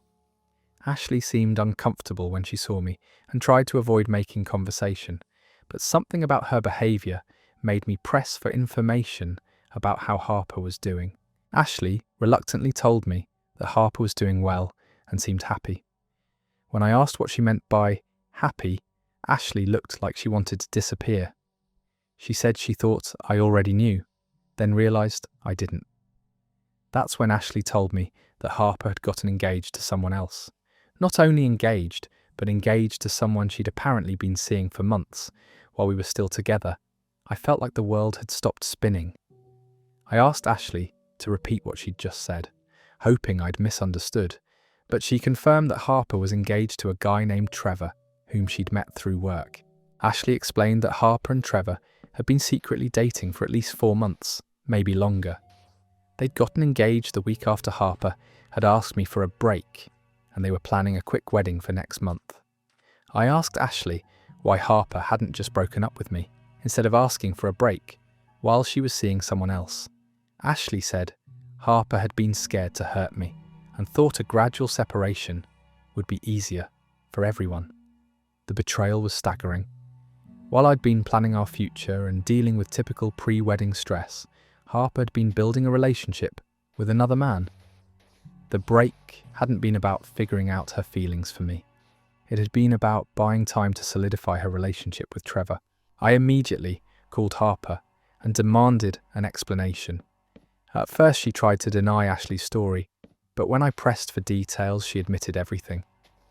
Harper said she'd met Trevor at a work conference 6 months ago and had felt an immediate connection with him.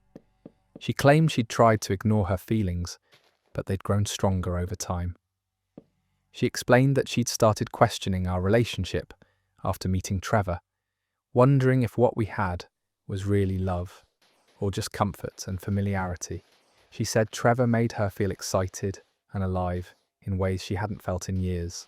When I asked why she hadn't just broken up with me instead of cheating, Harper said she hadn't been sure about Trevor initially and didn't want to throw away our relationship for something that might not work out. She'd apparently been dating both of us simultaneously for months, trying to figure out which relationship she wanted to pursue. The break had been her way of testing whether she missed me or felt relieved to be away from our relationship. Harper admitted that during our break, she and Trevor had gotten much more serious. He'd proposed after just a few weeks of her being single, and she'd said yes because everything felt right with him in ways it hadn't with me. Our F-next story comes from someone who learned that sometimes the smallest gestures carry the biggest meaning. My crush surprised me at work with coffee after a rough day. I work at this tiny bookstore downtown, the kind with creaky floors and cats that wander between the shelves. It's usually pretty quiet, which I love, but last Tuesday was absolutely brutal. We had 3 different customers yell at me about books we didn't have in stock. The register crashed twice, and I accidentally knocked over an entire display of bestsellers. By the time my shift was almost over, I was ready to crawl under the counter and stay there. I was reorganizing the fiction section for the 3rd time that day when I heard the little bell above the door chime. I didn't look up right away because honestly, I couldn't handle another difficult customer. But then I heard this familiar voice saying my name, and when I turned around, there was Lila. Lila works at the marketing firm across the street. We've been friends since college, but over the past few months, I've developed the most ridiculous crush on her. She has this way of lighting up a room just by walking into it, and her laugh could probably cure depression. The problem is, she's so far out of my league that I've never even considered making a move. She was standing by the door, holding 2 coffee cups and wearing this soft smile that made my heart do weird things. "Rough day?" she asked, walking over to where I was still crouched next to the fallen books. "How did you know?" I asked, probably looking like a complete mess with my hair sticking up and dust all over my apron. "I could see you through the window," she said, handing me one of the cups. "You looked like you needed some reinforcement." I took the cup and nearly dropped it when I saw what was written on the side. Not only had she remembered my exact order, a medium oat milk latte with an extra shot and cinnamon, but she'd written a little note on the cup in her neat handwriting. "Bad days don't last, but good people do. You're one of the good ones." I just stood there staring at the cup, trying not to tear up in front of her.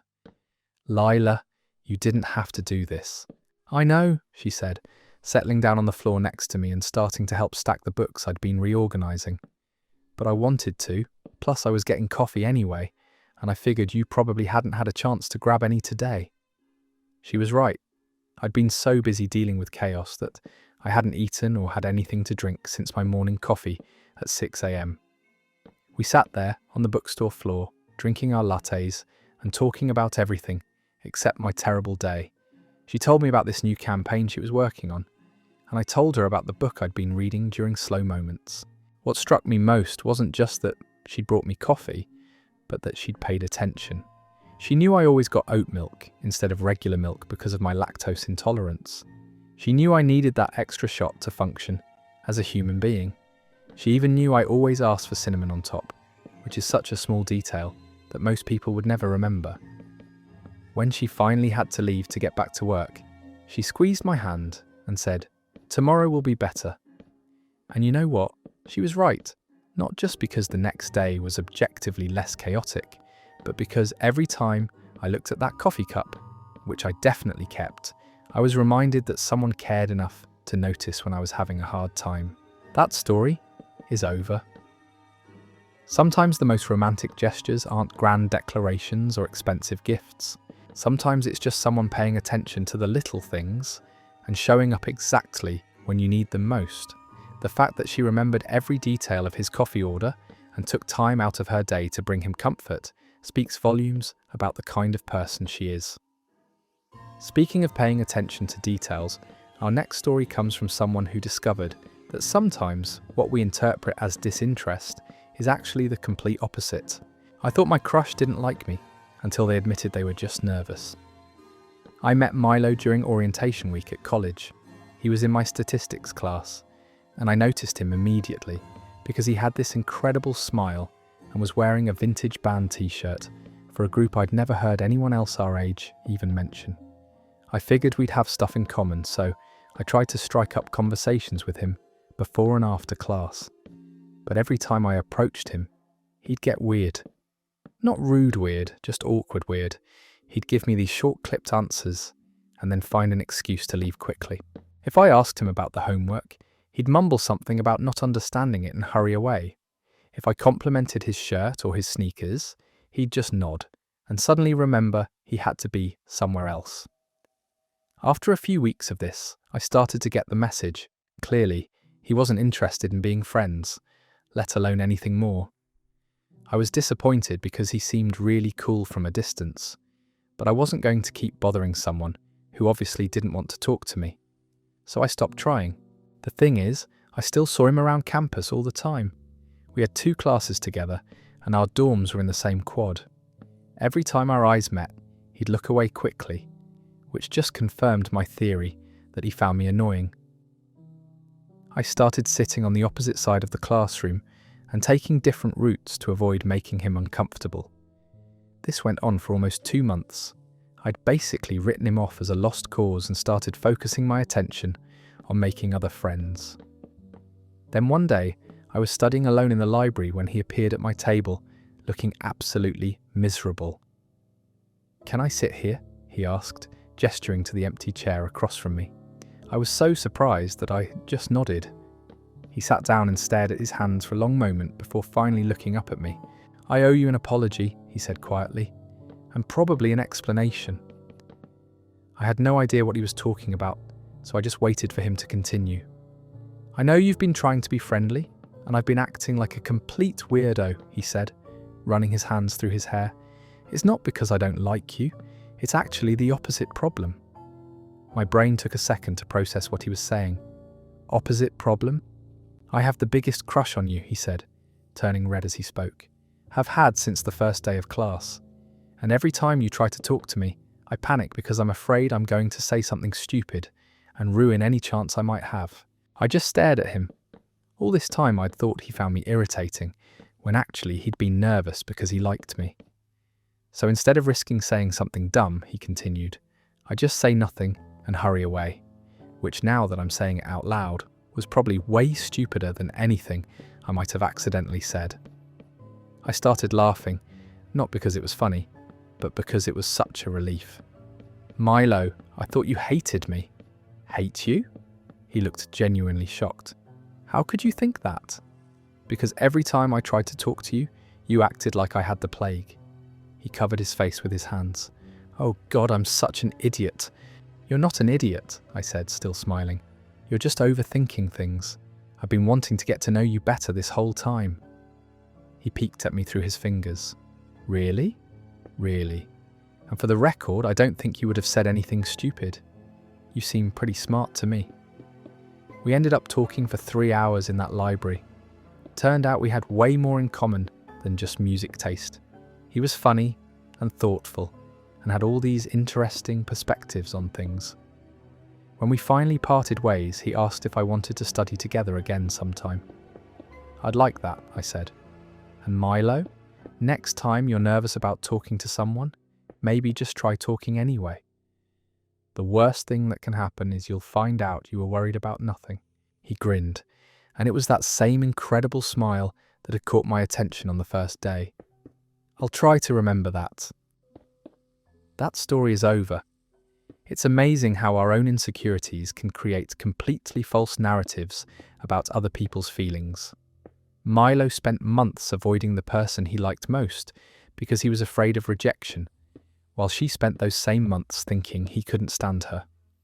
Sometimes the bravest thing you can do is just be honest about how you feel. Our next story proves that love isn't always about grand romantic gestures. Sometimes it's about showing up when it matters most. My crush drove 2 hours just to see my graduation. College graduation was supposed to be this huge milestone, but honestly, I wasn't feeling particularly celebratory about it. My family lives on the opposite coast, and flights were expensive, so none of them could make it. My closest friends had graduated the semester before, so they weren't walking with me. I was basically going to be sitting alone in a sea of graduates, watching everyone else get cheered for by their loved ones, while I clapped for myself. I'd been texting back and forth with Hannah about how weird it felt to have such a big moment with no one there to share it. Hannah and I had met during a summer internship program the year before. She went to school about 2 hours north of me, and we'd stayed in touch through social media and occasional texts. I had the biggest crush on her, but she lived far enough away that we'd only hung out in person a handful of times. She'd been really sweet about the whole graduation thing, sending me encouraging messages and telling me how proud she was of me for finishing my degree. But I figured that was just her being a good friend. I wasn't expecting anything more than maybe a congratulatory text on the day of. The morning of graduation, I was getting ready in my tiny apartment, trying to psych myself up for sitting alone at my own ceremony. I put on my cap and gown, took a few selfies to send to my parents, and headed over to the campus centre where we were supposed to line up. The ceremony itself was pretty standard. Long speeches, lots of names being called, the usual pomp and circumstance. When they called my name, I walked across the stage, shook hands with the dean, and smiled for the photographer. I could hear polite applause from the audience, but it was that generic clapping you get from strangers who are really just waiting for their own person's name to be called. After the ceremony ended, I was walking back toward the parking lot, already planning to go home and order pizza to celebrate alone, when I heard someone shouting my name. Not just calling it, but really yelling it with enthusiasm. I turned around and couldn't believe what I saw. There was Hannah, pushing through the crowd of families and graduates, waving her arms above her head and grinning like crazy. "You did it," she yelled, throwing her arms around me in a hug that nearly knocked me over. "I'm so proud of you." I was so shocked I could barely speak. "Hannah, what are you doing here? How are you here?" "I drove down this morning," she said, still beaming. "I couldn't let you graduate without someone there to cheer for you." "You drove 2 hours just for this?" "Of course I did. This is huge. You worked so hard for this degree." I found out later that she'd gotten up at 5 in the morning to make the drive down. She'd had to skip her own classes for the day. She'd even brought a little bouquet of flowers from the grocery store near her campus. "I sat in the back row," she explained, as we walked toward the parking lot together. "I was cheering so loud that the people around me probably thought I was your mum or something." The thought of Hannah sitting by herself in a crowd of strangers, cheering enthusiastically for someone she'd only known for a year, made me feel things I wasn't sure how to process. "Why would you do all this for me?" I asked. She stopped walking and looked at me with this expression I couldn't quite read. "Because you matter to me," she said simply. "Because big moments should be shared with people who care about you, and because I wanted to be here." We ended up going to lunch together at this little diner off campus. She insisted on paying because she said it was a celebration. We talked for hours about everything: graduation, our plans after college, random memories from our internship. When it was finally time for her to drive back, I walked her to her car. "Thank you," I said as she was getting ready to leave. "This meant more to me than you know." "I'm glad I could be here," she said. "And hey, when I graduate next month, you better be there cheering embarrassingly loud for me." "I wouldn't miss it," I promised. She did graduate the next month, and I absolutely was there, cheering loud enough that security probably thought there was some kind of disturbance. But that's a story for another day. That story's over. There's something so powerful about someone choosing to show up for you, especially when they have no obligation to do so. Hannah didn't just send a congratulatory text or a card. She rearranged her entire day, drove 4 hours round trip, and sat alone in a crowd of strangers just to make sure one person didn't have to celebrate alone. Sometimes technology works against us in relationships, but our next story shows how even our digital mistakes can lead to something beautiful. I accidentally left my crush on red for a week, and they still asked me out. I am notoriously bad at responding to texts. Not because I don't care about people, but because I have this weird anxiety about saying the wrong thing in written form. I'll read a message, start typing a response, delete it, type something else, delete that too, and then somehow convince myself I'll come up with the perfect response later. Then later never comes, and suddenly it's been 3 days and responding feels even more awkward than it did initially. This character flaw of mine reached peak embarrassment levels when it happened with Rory. Rory was someone I'd met through mutual friends at a house party a few months earlier. We'd spent most of that night talking on the back porch about books and travel and random philosophical questions. I'd gone home that night with a massive crush and their number in my phone. We'd been texting sporadically for a few weeks, just casual conversation, but I was always stressed about every message I sent. I'd overthink everything, analysing their responses for hidden meanings and crafting my replies like I was writing diplomatic treaties. Then one Tuesday afternoon, Rory sent me a message that made my heart stop.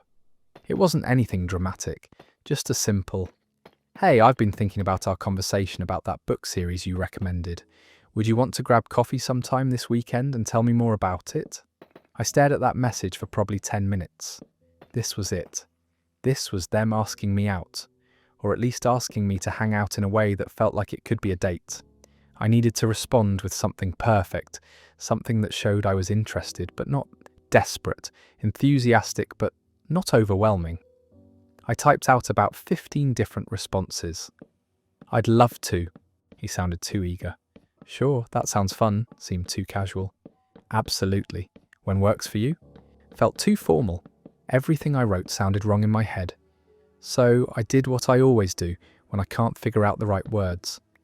I told myself I'd respond later when I could think more clearly. I closed the message and went back to whatever I'd been doing, promising myself I'd craft the perfect response within a few hours. Those few hours turned into a day. That day turned into 3 days. By the time I realised how long it had been, I was in full panic mode. How do you respond to someone after leaving them on read for half a week? What do you even say? "Sorry, I was busy crafting the perfect response to your casual coffee invitation, and somehow forgot to actually send any response at all." I kept telling myself I'd figure out how to fix it tomorrow. Tomorrow became the next day, and suddenly it had been an entire week. A week. I had left someone on read for 7 full days after they'd asked me out. I was convinced I'd completely ruined whatever chance I might have had. Rory probably thought I was either completely uninterested or just plain rude. I started seeing them around campus and felt sick with embarrassment every time. I was sure they hated me. Finally, I couldn't take it anymore. I decided I had to say something, even if it was just to apologise for being such a disaster. I spent an entire evening crafting what was essentially a formal apology text, explaining my anxiety about responding and acknowledging how rude I'd been. Before I could send my novel-length explanation, though, my phone buzzed with a new message from Rory. "So I'm guessing you're either dead, or you saw my message and panicked about how to respond. Either way, I'm concerned. If you're dead, please confirm. If you panicked, the answer I was looking for was just yes or no, and I promise I won't judge you for taking a week to work up the courage to pick one." I laughed out loud when I read it, partly from relief and partly from amazement that they'd read the situation so perfectly. I immediately called instead of texting back. When Rory answered, I could hear the smile in their voice. "So you're not dead," they said. "Definitely not dead," I confirmed. Just mortified. About what? Taking a week to respond to a simple question? Yes! I can't believe I left you hanging like that. I kept trying to think of the perfect thing to say, and then somehow never said anything at all. Rory laughed, and it was such a warm, understanding sound. "You know, I figured that's what happened. You seem like someone who would overthink a text message. Is that obvious?" "A little, but it's also kind of endearing. Most people would have just said yes or no immediately, without putting any thought into it." "So you're not mad?" "Mad? No, amused, definitely, and still waiting for an answer to my question." "Yes," I said quickly. "The answer is yes. I would love to get coffee with you this weekend." "Great. And just so you know, if you ever panic about how to respond to me again, just send me a thumbs up emoji or something. I promise I'll understand." "I'll keep that in mind." Oh, and one more thing. I guess I'll forgive you for the week of radio silence if we get dinner too. You know, to make up for lost time. That story is over.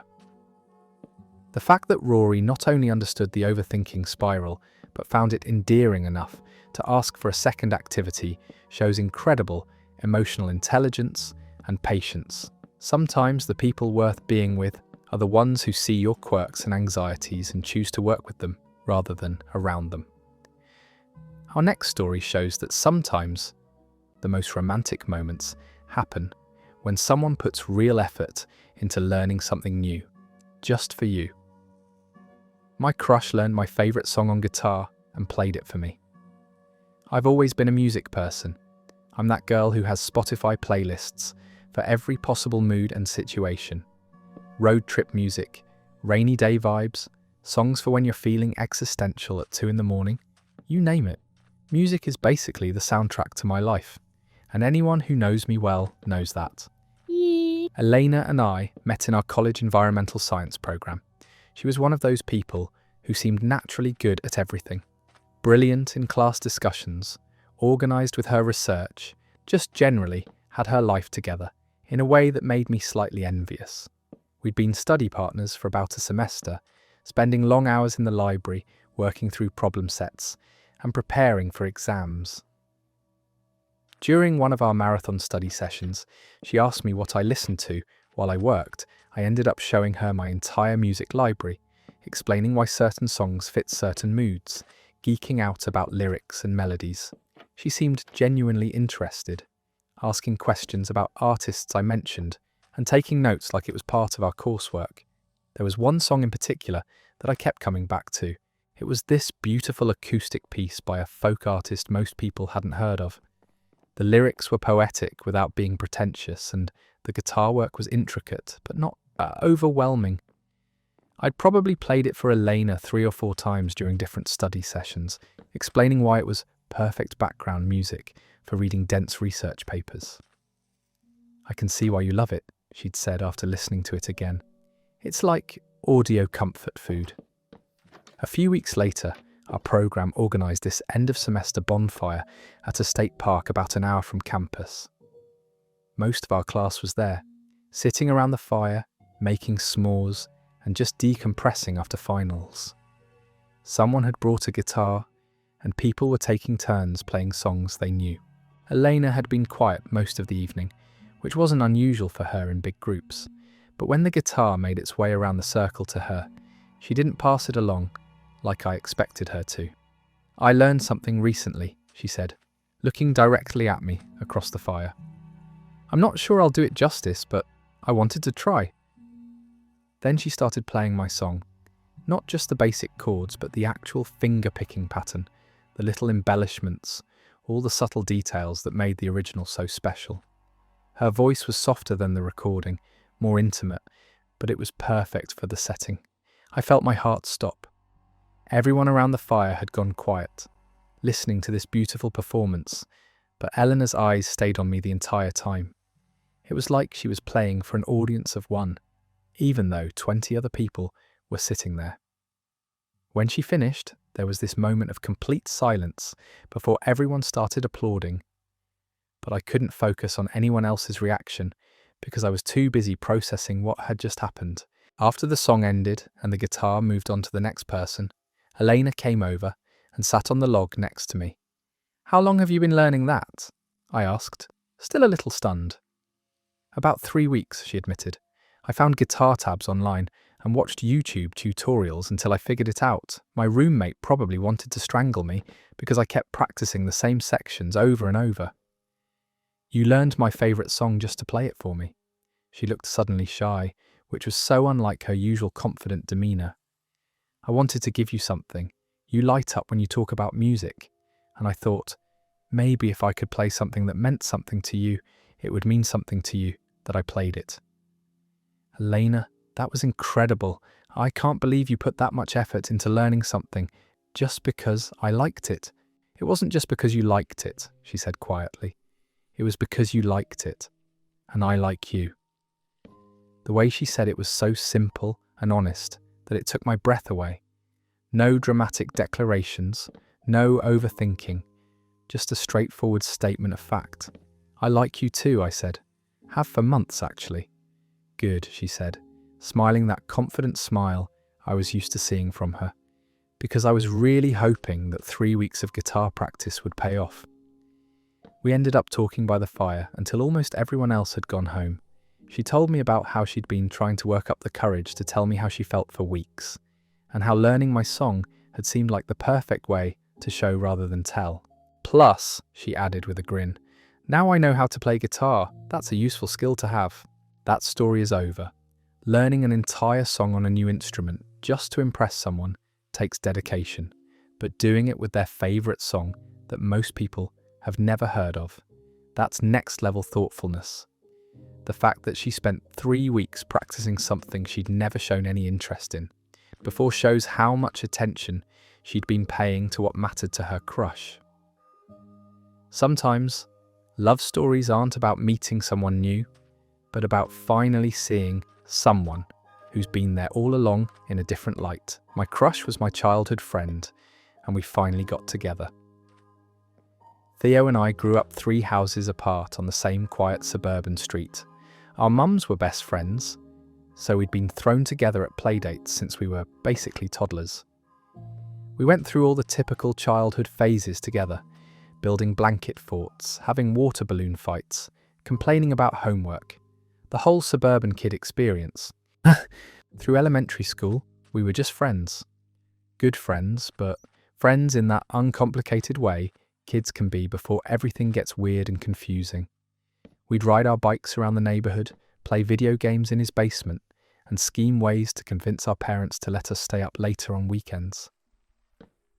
Middle school was when things started getting awkward, not between us specifically, just in general. Everyone was figuring out this whole puberty thing, forming cliquies and suddenly caring about who liked whom. Theo and I stayed close, but there was this new awareness that we were a boy and a girl hanging out all the time, and apparently that meant something different now. High school was worse. We went to the same school, but we started moving in slightly different circles. He got into theatre and student government. I focused on art classes and joined the debate team. We'd still hang out sometimes, but it wasn't the same easy friendship we'd had as kids. There was this underlying tension I couldn't quite name. I started dating other people. So did he. But somehow, whenever I was with someone else, I'd find myself comparing them to Theo. They weren't as funny as him. They didn't get my weird sense of humour the way he did. They didn't know all my family stories and inside jokes. After graduation, we went to different colleges, several states apart. We kept in touch through social media and occasional texts, but it was that surface level keeping up that happens when life takes you in different directions. I'd see his posts about college parties and internships, and he'd like my photos from art classes and study abroad trips.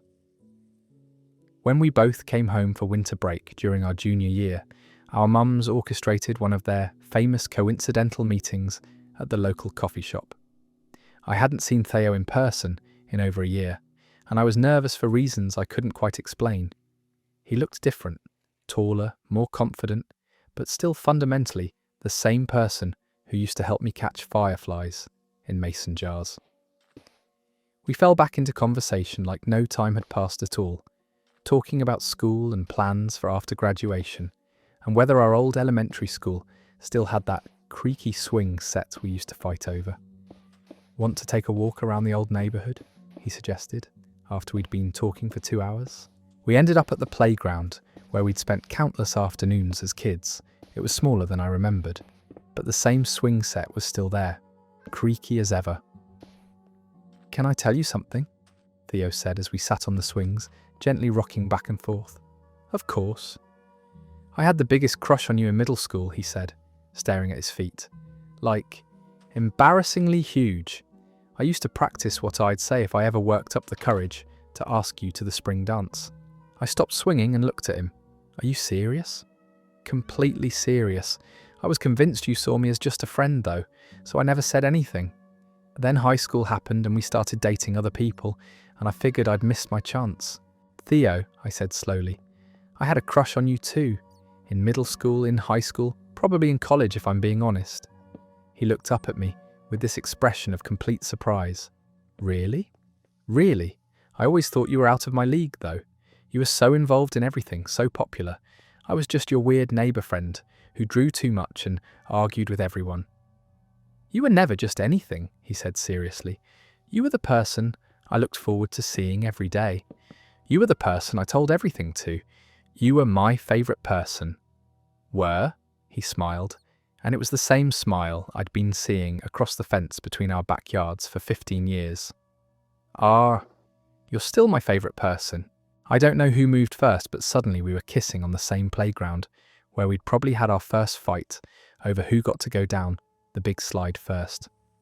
So, I said when we finally broke apart, what happens now? Well, Theo said, I graduate in 6 months and I've been looking at jobs in your city. Purely coincidental, of course. Of course, I agreed, grinning. And maybe, he continued, we could try this thing where we actually tell each other how we feel instead of spending another 15 years wondering what if. That sounds like a revolutionary concept, I said. We're long distance for now, but it's different than any long distance relationship I've ever heard of. Because even though we're states apart, in a lot of ways, Theo has never felt closer. He's the person who knows all my stories because he was there for most of them. He's the person who understands my family dynamics because his family has been intertwined with mine since before either of us could walk. Sometimes the best relationships are the ones that grow slowly, over years of friendship and shared history, until one day you realise that the person you've been looking for has been right there all along. That story is over. There's something magical about realising your best friend was meant to be more all along. All those years of thinking they were out of reach when they were probably thinking the same thing about you. The playground setting for their first kiss is perfect, full circle from childhood friendship to adult love. Our next story proves that sometimes academic settings can lead to the most unexpected romantic connections. I had a crush on my tutor, and she ended up becoming my girlfriend. I've never been great at chemistry, not the romantic kind, the actual science. Atoms and molecules and chemical equations just never clicked for me the way other subjects did. So when I was struggling through organic chemistry my sophomore year, I knew I needed help. The tutoring centre at our university matched students with peer tutors who'd already aced the classes you were struggling with. I filled out the request form, expecting to get paired with some super serious pre-med student who'd spend an hour drilling me on molecular structures and then send me on my way. Instead, I got Ava. Ava was a senior chemistry major with this incredibly warm smile and an ability to explain complex concepts in ways that actually made sense. She had dark curly hair that she always wore pulled back in a messy bun, and she had this habit of doodling molecular structures in the margins of her notebooks when she was thinking. Our first tutoring session was supposed to be an hour. We ended up talking for almost 3 hours. She was patient with my questions, even the ones I was embarrassed to ask because they seemed so basic. More than that, she made chemistry feel less like this impossible foreign language and more like a puzzle I could actually solve. You're not stupid, she said, after I apologised for the 5th time for not understanding something immediately. Chemistry is hard. It's like learning to think in a completely different way. Some people pick it up quickly, others need more time to let it sink in. There's nothing wrong with being in the second group. I started looking forward to our twice-weekly sessions more than I probably should have. Ava was funny and smart, and had this way of making even the most boring topics seem interesting. She'd tell me stories about her research projects, or share random chemistry facts that had nothing to do with our coursework, but everything to do with why she loved the subject. The thing is, I was definitely developing feelings for her that went way beyond academic appreciation. The way she'd lean over to look at my work, close enough that I could smell her vanilla shampoo. The way she'd get excited when I finally grasped a concept I'd been struggling with. The way she'd pack up her materials slowly at the end of each session, like she wasn't quite ready for our time to be over either. But she was my tutor.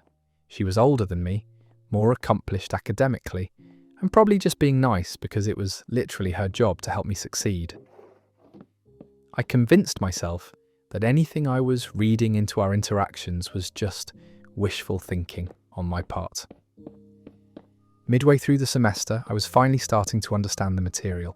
My quiz grades were improving, and I felt confident enough to attempt homework problems without immediately panicking. During one of our sessions, Ava looked at my latest assignment and grinned. "You know what this means," she said, holding up my paper with a big red A at the top, "that I'm not completely hopeless at chemistry. It means you probably don't need a tutor anymore," she said. "You've got this figured out." My heart sank. I hadn't considered that success in chemistry might mean the end of my time with Ava. "Oh yeah, I guess you're right." She must have noticed my less than enthusiastic response because she tilted her head and studied my face. "You don't seem happy about that." "I am happy about understanding chemistry," I said carefully. "It's just, I've really enjoyed our sessions. You're a great teacher." "Just a great teacher?" she asked, and there was something in her tone that made me look up at her more closely. "What do you mean?" Ava set down her pen and leaned back in her chair. "Can I tell you something that might be slightly inappropriate given our tutoring arrangement?"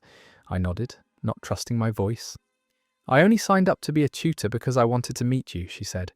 "I'd seen you around campus for months, and when I saw your name on the tutoring request list, I specifically asked to be assigned to you." I stared at her. "Are you serious?" "Completely serious. I was hoping that if I helped you with chemistry, maybe I'd get a chance to get to know you better." Which worked, obviously, but now I'm in this weird position where our academic relationship is ending, just when I was working up the courage to ask if you wanted to try a different kind of relationship. "You were going to ask me out?"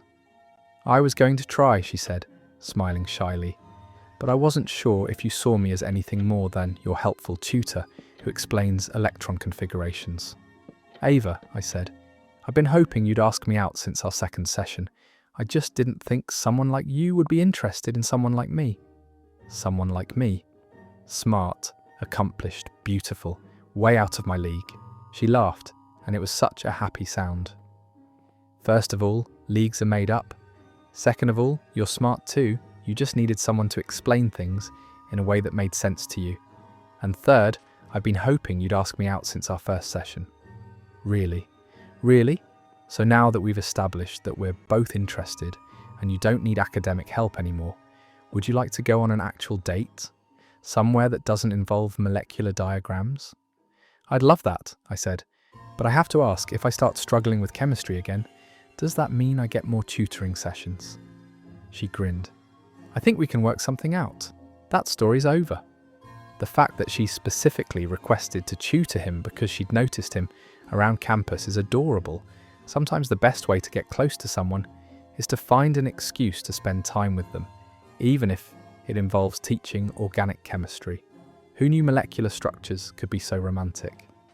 Our next story shows how sometimes the people who help us during transitions end up transitioning into something much more meaningful. My crush helped me move houses and left a note in one of the boxes. Moving is literally the worst. I don't care what anyone says about fresh starts and new beginnings.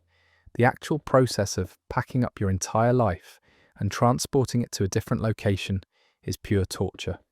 So when I had to move out of my college apartment and into a new place across town, I was dreading every second of it.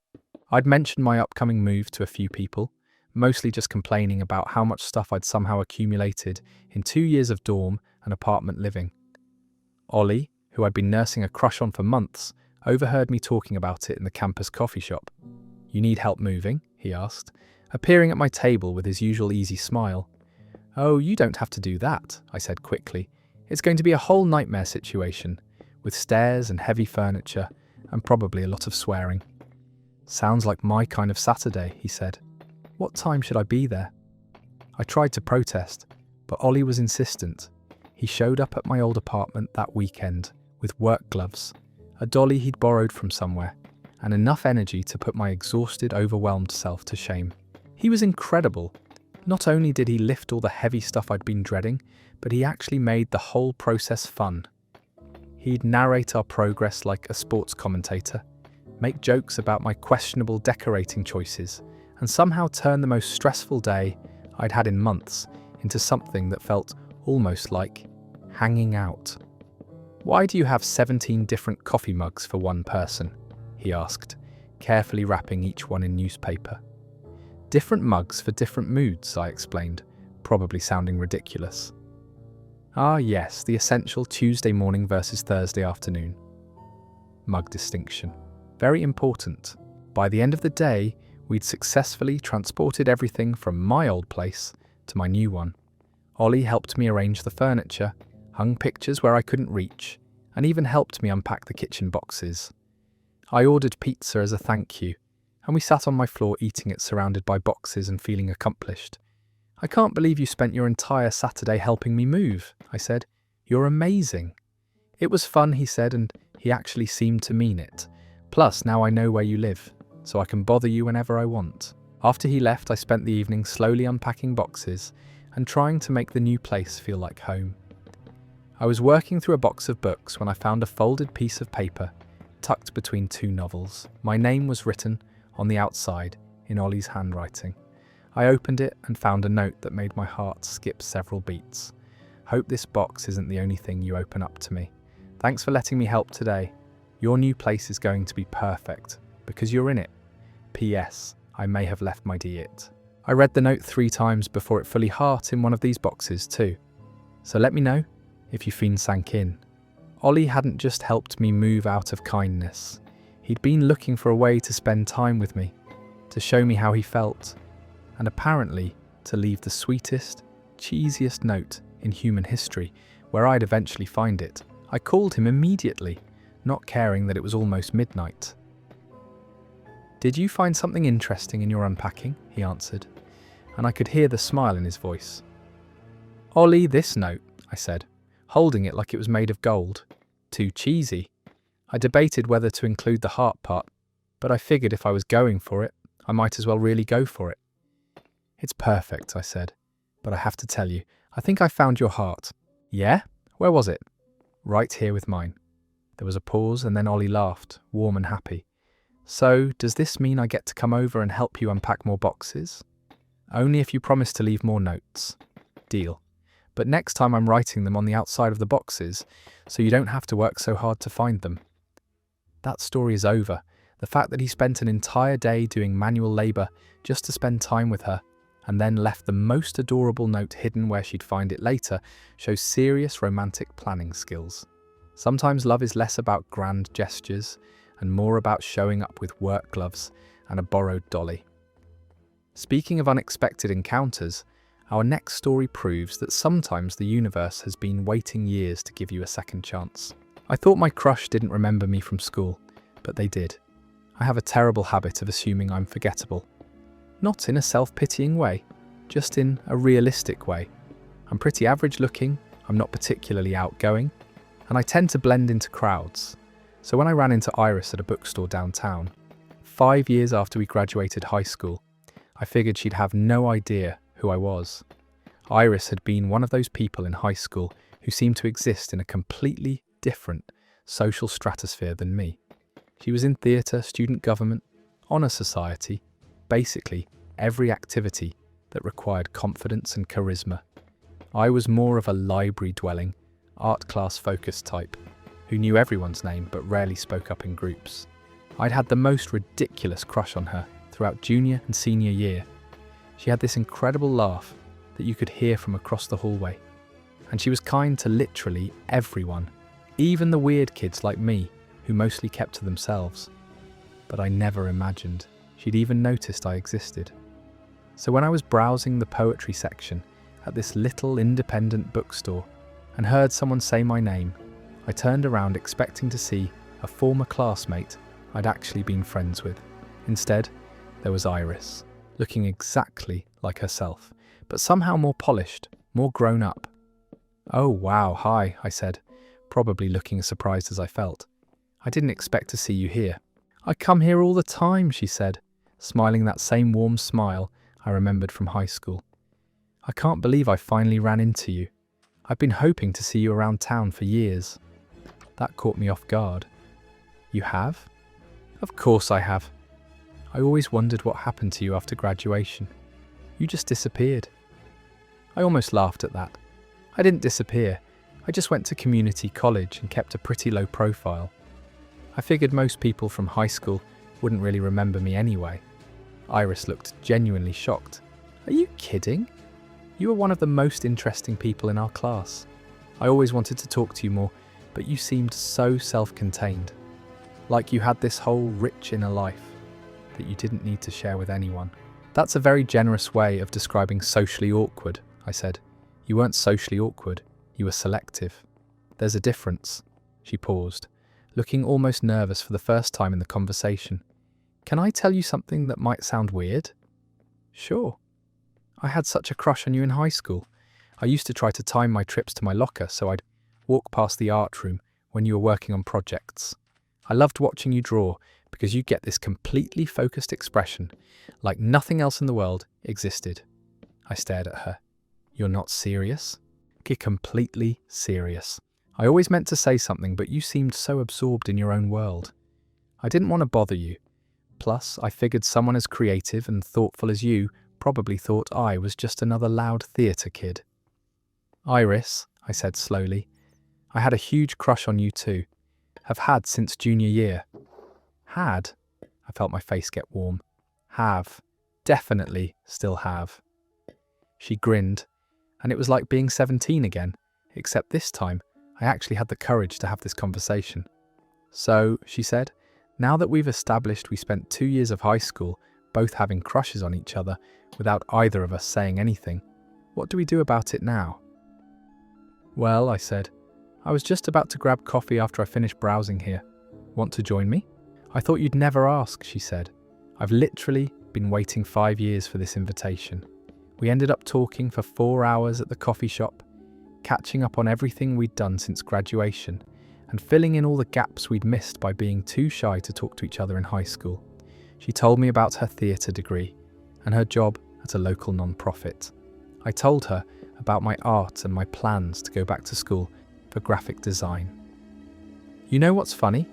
Iris said, as we were finally getting ready to leave. "I used to imagine what it would be like to have conversations like this with you, just sitting somewhere quiet, talking about books and art and life. This is better than anything I imagined. Even better than your 17-year-old fantasy version. So much better, because now we're both brave enough to actually say what we're thinking." That story's over. The idea that they spent 2 years of high school both crushing on each other from a distance, only to finally connect 5 years later in a bookstore, feels like something straight out of a romantic comedy. Sometimes timing isn't about being in the right place at the right time. It's about being ready to be vulnerable enough to speak up. Our next story shows that persistence and subtle signals sometimes require a more direct approach to get the message across. My crush sat next to me every day until I finally asked them out. I'm not great at reading social cues. I wish I was one of those people who can instantly tell when someone is flirting with them, but I tend to assume that friendly behaviour is just that, friendly. This character flaw of mine almost cost me something incredible. I work at a graphic design firm downtown, and we have this open office layout with long tables instead of individual desks. When I started the job 6 months ago, I picked a spot near the window and settled into a routine of arriving early to claim the same seat every day. About 2 months into the job, this new designer named Finn started. He was talented, funny, and had this way of making even mundane client projects seem interesting. During his first week, he sat in different spots around the office, probably figuring out where he felt most comfortable. Then, in his second week, he started sitting next to me, every single day. He'd arrive with his coffee and laptop, scan the room full of available seats, and choose the empty chair directly to my right. At first I thought it was coincidental. Maybe he liked sitting by the window too. But as days turned into weeks and weeks turned into months, Finn consistently chose the seat next to mine, even when there were arguably better spots available. We'd chat throughout the day about work stuff, weekend plans, random observations about our co-workers. He was easy to talk to, and I found myself looking forward to our daily conversations. but I convinced myself that he was just being friendly with the person who happened to sit next to him. Finn would bring me coffee sometimes when he went to get his own. He'd ask for my opinion on design choices, even when he was perfectly capable of making those decisions himself. He'd stay late when I was working on tight deadlines, claiming he had his own work to finish, but mostly just keeping me company. My co-workers started making comments about it. "You two are attached at the hip," or "Where's your work husband today?" when Finn called in sick. I'd laugh it off and insist we were just friends, but privately, I was starting to hope it might be something more. The breakthrough moment came on a Friday afternoon when Finn didn't sit next to me. I'd arrived at my usual time to find him already at the office, but sitting clear across the room at a table near the conference rooms. I felt weirdly disappointed, like my day was already off to a wrong start. I kept glancing over at him throughout the morning, wondering if I'd done something to annoy him or if he'd finally gotten tired of our daily routine.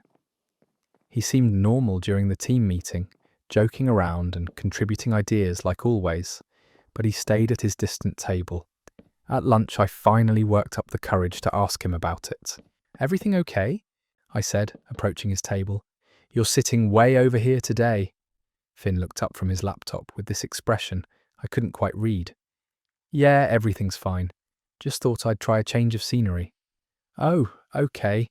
I just noticed because you've been sitting next to me for like 3 months straight." "You noticed that?" he asked, and there was something in his tone that made me pay closer attention. "Of course I noticed. We sit next to each other every day." "Right, but did you notice that I choose to sit next to you every day, even when there are other seats available? Even when sitting by the kitchen or near the printer would probably be more convenient?" I felt something click into place in my brain. "Finn, are you saying you've been deliberately sitting next to me this whole time?" "For 3 months, he confirmed. "I've been sitting next to you, bringing you coffee, staying late to keep you company, asking for your input on projects I could handle myself.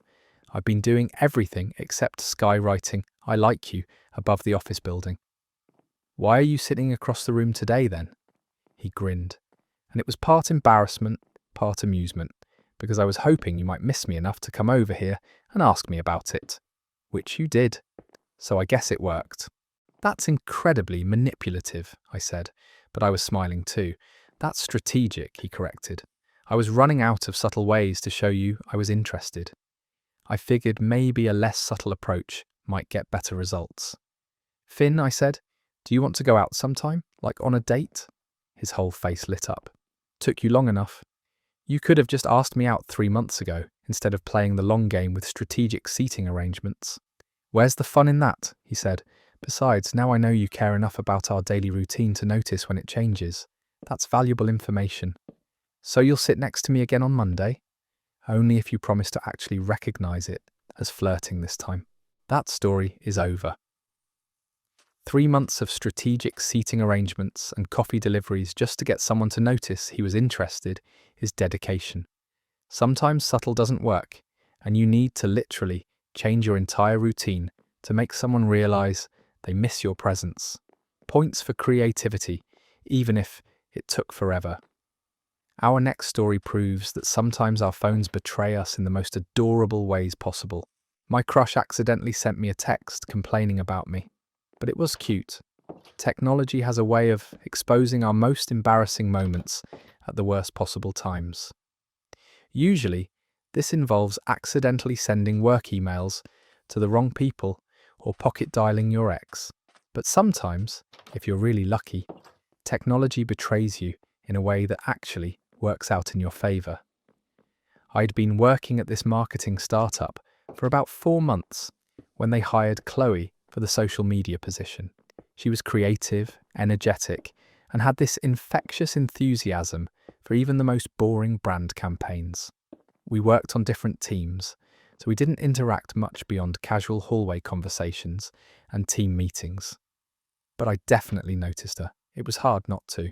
She had this way of making presentations that should have been mind-numbing, actually entertaining, and she always wore these interesting vintage dresses that somehow looked both professional and artistic at the same time. We'd been assigned to work together on a campaign for a local restaurant, which meant spending more time in meetings and bouncing ideas off each other. Chloe was easy to work with, full of creative suggestions, and always willing to iterate on concepts until we found something that clicked. During one particularly long afternoon meeting, we'd been going back and forth on tagline options for what felt like hours. I was getting tired and probably looked as drained as I felt. Chloe was still energetic, but I could tell she was getting a little punchy too because her suggestions were getting increasingly silly. "What about food so good? You'll forget your own name," she suggested with a completely straight face. "I don't think amnesia is the marketing angle we want to go for," I said, laughing despite my exhaustion. "Fair point. Food's so good. You'll remember your own name? That doesn't make any sense." "Nothing makes sense anymore," she said, dramatically flopping back in her chair. "We've been staring at these taglines for so long that words have lost all meaning." We finally called it a day around 6, both of us feeling like we'd made progress but needed to sleep on it before making final decisions. I was packing up my laptop when my phone buzzed with a text message. The message was from Chloe, but it clearly wasn't meant for me. It said, "Girl, why does he look so good today? Like, it's not fair. I'm trying to focus on taglines and he's just sitting there being all thoughtful and attractive, and I can't concentrate on anything." I read the message 3 times before it fully sank in. Chloe had obviously meant to text one of her friends about someone, but had accidentally sent it to me instead. The question was, who was she talking about? My first instinct was to let her know about the mix-up and pretend I hadn't read it, but something about the timing made me wonder. We'd just spent the afternoon working together, and she'd sent this message right after our meeting ended. Was there a chance she might have been talking about me? Before I could overthink it too much, my phone buzzed again. This time, the message clearly was meant for me. "Oh my God, please tell me you didn't just read that text I sent by accident." I stared at my phone, trying to decide how to respond. I could play dumb, pretend I hadn't seen it, save us both the embarrassment. Or I could take a chance. I typed back, "Depends, were you talking about me?" The 3 dots appeared and disappeared several times, like she was typing and deleting responses. Finally, a message came through. "Maybe, was that obvious?" "Only because of the accidental text," I replied. "Otherwise, I never would have known." "Great, so I've been terrible at flirting for 4 months, and you had no idea I was interested until my phone betrayed me." "To be fair, I've been terrible at flirting too. I just assumed you were being friendly." "So where does this leave us?" she texted. Instead of responding, I walked back to her desk. She looked up when she saw me approaching, her face somewhere between embarrassed and hopeful. "It leaves us with me asking if you want to grab dinner," I said. "Since we never finished those taglines, we could call it a working dinner." "Is this your way of asking me out while maintaining plausible professional deniability?" she asked, grinning. "Maybe. Is it working?" "Definitely, but just so we're clear, this is a date, not actually a working dinner." "Good," I said, because I was planning to focus on how good you look today instead of taglines anyway. She laughed, and it was the same laugh that had been distracting me in meetings for months. My phone is never living this down, but I'm kinda grateful for the technical malfunction. "Me too, although next time you want to tell me I look good, you can just say it directly." "Where's the fun in that?" she said, echoing my earlier thoughts about strategic communication failures. "That story is over." The universe really said, these two need help with their communication, and decided to intervene through accidental text messages. Sometimes technology fails us, and sometimes it saves us from our own inability to just say what we're thinking. Thank goodness for misdirected texts and brave follow-up conversations. Our next story shows that even our most embarrassing moments can become the foundation for something beautiful. I dropped my lunch in front of my crush, and they helped me clean it up. Some days you wake up and just know it's going to be one of those days where everything goes wrong. Last Thursday was definitely one of those days.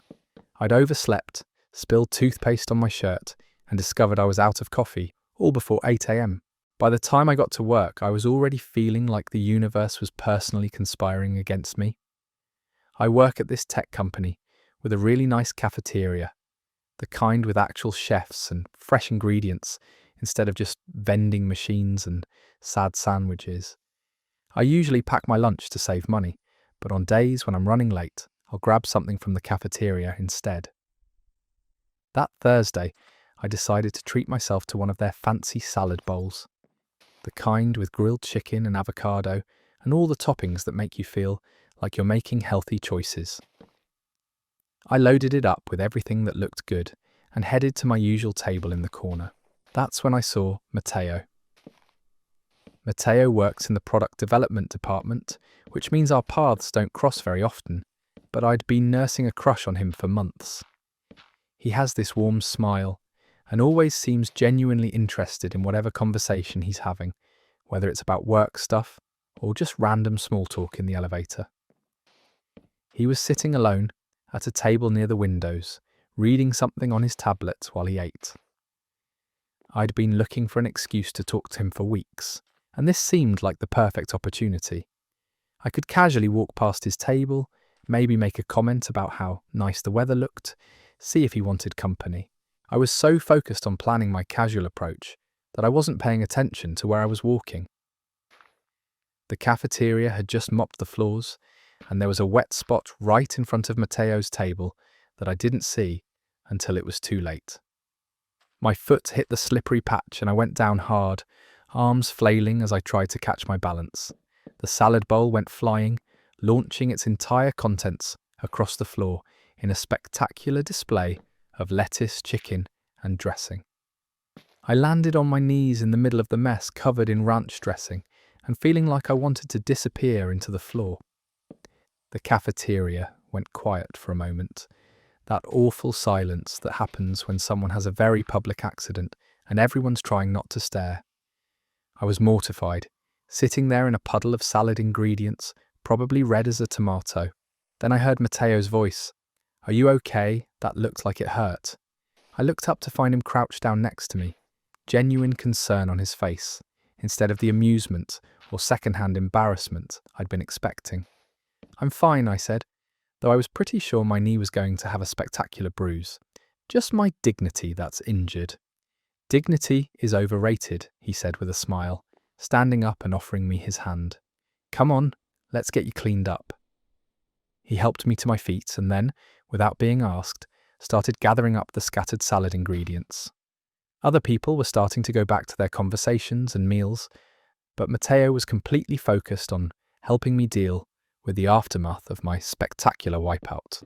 "You don't have to do this," I said, watching him collect pieces of lettuce with the same care most people reserve for important documents.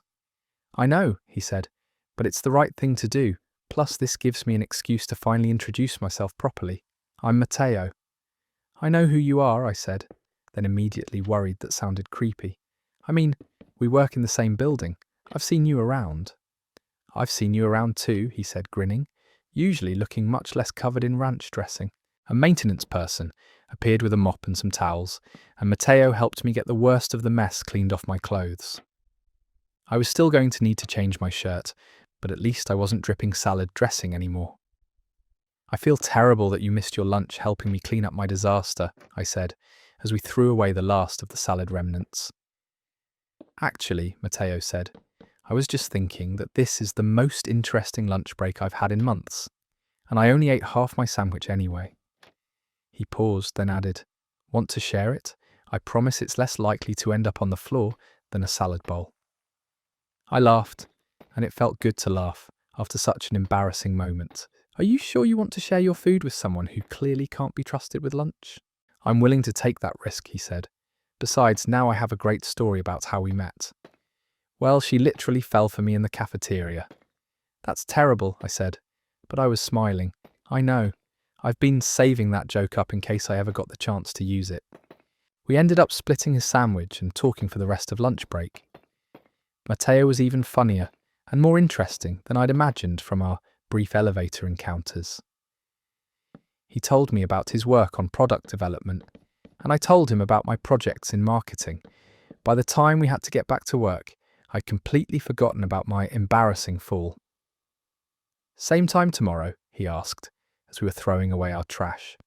"Only if you promise to warn me about any wet floors," I said.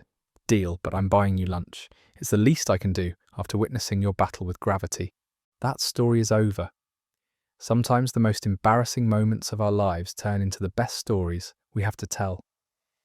The fact that he didn't laugh at her disaster, but instead jumped in to help, shows exactly the kind of person he is. Plus, any guy who has "she literally fell for me" jokes ready to deploy is definitely boyfriend material. Our next story proves that confidence in the kitchen doesn't always translate to confidence in romance, but sometimes disasters make the best memories. I tried to impress my crush by cooking and set off the fire alarm. I've always been pretty confident in the kitchen. Not chef-level confident, but I can make a decent pasta dish, and my scrambled eggs are actually pretty good. So when Nina mentioned she'd never had homemade gnocchi, I saw an opportunity to show off a little. Nina and I had been friends for a few months, after meeting at a book club that neither of us really wanted to join, but both felt obligated to attend. She was smart and funny, and had this incredible way of analysing characters in novels that made me see stories in completely new ways. I'd been developing feelings for her for weeks, but couldn't figure out how to transition from book club acquaintances to something more. The gnocchi conversation happened after book club one Thursday evening. We were walking to our cars discussing the novel we'd just spent 2 hours dissecting, when she mentioned that she'd been craving Italian food all week. "I keep thinking about this gnocchi dish I had at a restaurant last month," she said, "but it was so expensive, and I have no idea how to make it myself." "I could make it for you," I said before my brain could stop my mouth. "I mean, if you want." I make pretty good gnocchi from scratch. This was only partially true. I'd made gnocchi exactly once following a YouTube tutorial, and it had turned out okay, but not spectacular. But Nina's face lit up with interest. "Really? You know how to make gnocchi from scratch?" "Absolutely," I said, doubling down on my overconfidence. "How about Saturday? I could cook dinner for you." She agreed immediately, and I spent the rest of the walk to my car mentally planning the perfect evening. Homemade gnocchi, a nice salad, maybe some garlic bread, candles, the whole romantic dinner setup. What could go wrong? Saturday afternoon, I went to the grocery store and bought enough ingredients to feed a small army. Potatoes for the gnocchi, fancy pasta sauce, salad ingredients, wine, even flowers for the table. I was determined to make this the kind of dinner that would transition us from friends to something more. I started cooking around 4, giving myself what I thought was plenty of time to have everything ready by 7, when Nina was supposed to arrive. The potatoes took longer to cook than I remembered, and then longer to cool down enough to handle. By the time I was actually making the gnocchi dough, I was already running behind schedule. The first batch of gnocchi turned out lumpy and misshapen, not at all like the elegant little pillows I'd envisioned. I decided to make another batch, which put me even further behind. By 6:30 I was stress cooking, flour everywhere, multiple pots going on the stove, trying to salvage what was rapidly becoming a disaster. That's when I made the crucial error. I put the garlic bread in the oven and then got distracted trying to fix the gnocchi sauce, which had somehow become too thick. I was stirring frantically, adding pasta water and hoping for the best, when I smelled something burning. The garlic bread wasn't just overdone, it was charcoal, and apparently I'd set the oven temperature too high because smoke was pouring out every time I opened the oven door. I grabbed the smoking bread with oven mitts, trying to wave away the smoke with a dish towel when the fire alarm started shrieking. The sound was deafening, and no amount of fanning with the dish towel would make it stop. I was standing in my kitchen, covered in flour, waving a towel at the ceiling like a maniac, when Nina knocked on my door. I opened the door, looking like I'd been through a natural disaster. Smoke still pouring out of my kitchen, fire alarm still wailing. Nina took one look at the chaos and started laughing. Not polite, trying to make me feel better laughing. Full on, doubled over, tears streaming down her face laughing. "I'm so sorry," I shouted over the alarm. "This was supposed to be a nice dinner, and I completely destroyed everything." "This is amazing," she said, still laughing. "I have to help you." She pushed past me into the apartment, grabbed a chair from my dining room, and climbed up to disable the fire alarm. The sudden silence was almost as startling as the noise had been. "Okay," she said, surveying the chaos in my kitchen. "What can we salvage?" Together, we managed to rescue most of the gnocchi, which had actually turned out better than my first attempt. The sauce was fixable, and Nina found bread in my freezer that we could toast as a replacement for my charcoal experiment. She insisted on helping with everything, chopping salad vegetables while I finished the pasta, telling me stories about her own cooking disasters. "The first time I tried to make risotto," she said, "I stirred it so much that it turned into paste, like actual wallpaper paste consistency. My roommate said we could have renovated the bathroom with it. By the time we sat down to eat, the dinner was actually pretty good. Not the elegant, impressive meal I'd planned, but something better. It felt relaxed and real, like we'd been cooking together for years instead of frantically trying to salvage my romantic dinner gone wrong." "So," Nina said over dessert, store-bought ice cream, because I wasn't risking any more cooking, "was this supposed to be a date?" I felt my face get hot. Maybe. I was hoping it might be, but I completely blew it with the whole fire alarm situation. "Are you kidding?" she said. "This is the best first date I've ever been on. Most guys take you to dinner and try to impress you with how much money they can spend. You set off a fire alarm trying to make me homemade gnocchi. That's way more impressive. Even though I almost burned down my apartment." "Especially because you almost burned down your apartment. It shows commitment to the cause," she grinned. "Plus, now I know you're willing to risk personal injury to cook for me. That's valuable information." "So you'd be interested in a second date? One that maybe involves less emergency equipment?" "Only if you promise that if we cook together again, you'll let me help from the beginning instead of trying to do everything yourself." "Deal, but I'm making the gnocchi again. I need to redeem myself." "I'm looking forward to it," she said, "but maybe we should invest in a better smoke detector first." So that story's over. Nothing says romance like setting off fire alarms and creating chaos in your kitchen while trying to impress someone. But the fact that she jumped right in to help salvage the disaster and then asked for a second date shows she was already interested in more than just his cooking skills. Our next story shows that sometimes the most unexpected encounters can lead to the most unexpected opportunities. I spilled coffee on my crush, and they asked me out after. Monday mornings should come with a warning label. I don't function as a human being until I've had at least 1 cup of coffee, preferably 2. So when I woke up late for work and discovered my coffee maker had decided to die overnight, I knew the day was going to be rough. I stopped at the coffee shop near my office, the kind of place with a line out the door and baristas who move at the speed of light to keep up with the morning rush. I finally got my large dark roast, with an extra shot, paid way too much for caffeine delivery, and headed toward the exit. That's when I ran directly into Caleb. Not figuratively ran into him, literally collided with him as he was coming through the door while I was trying to leave. My coffee cup, which had been filled to the brim because I needed maximum caffeine that morning, went flying. The lid popped off mid-flight, and the entire contents of my extra-large coffee emptied directly onto Caleb's white dress shirt. It was like slow motion. I watched in horror as this wave of dark coffee soaked through his shirt, probably ruining it completely.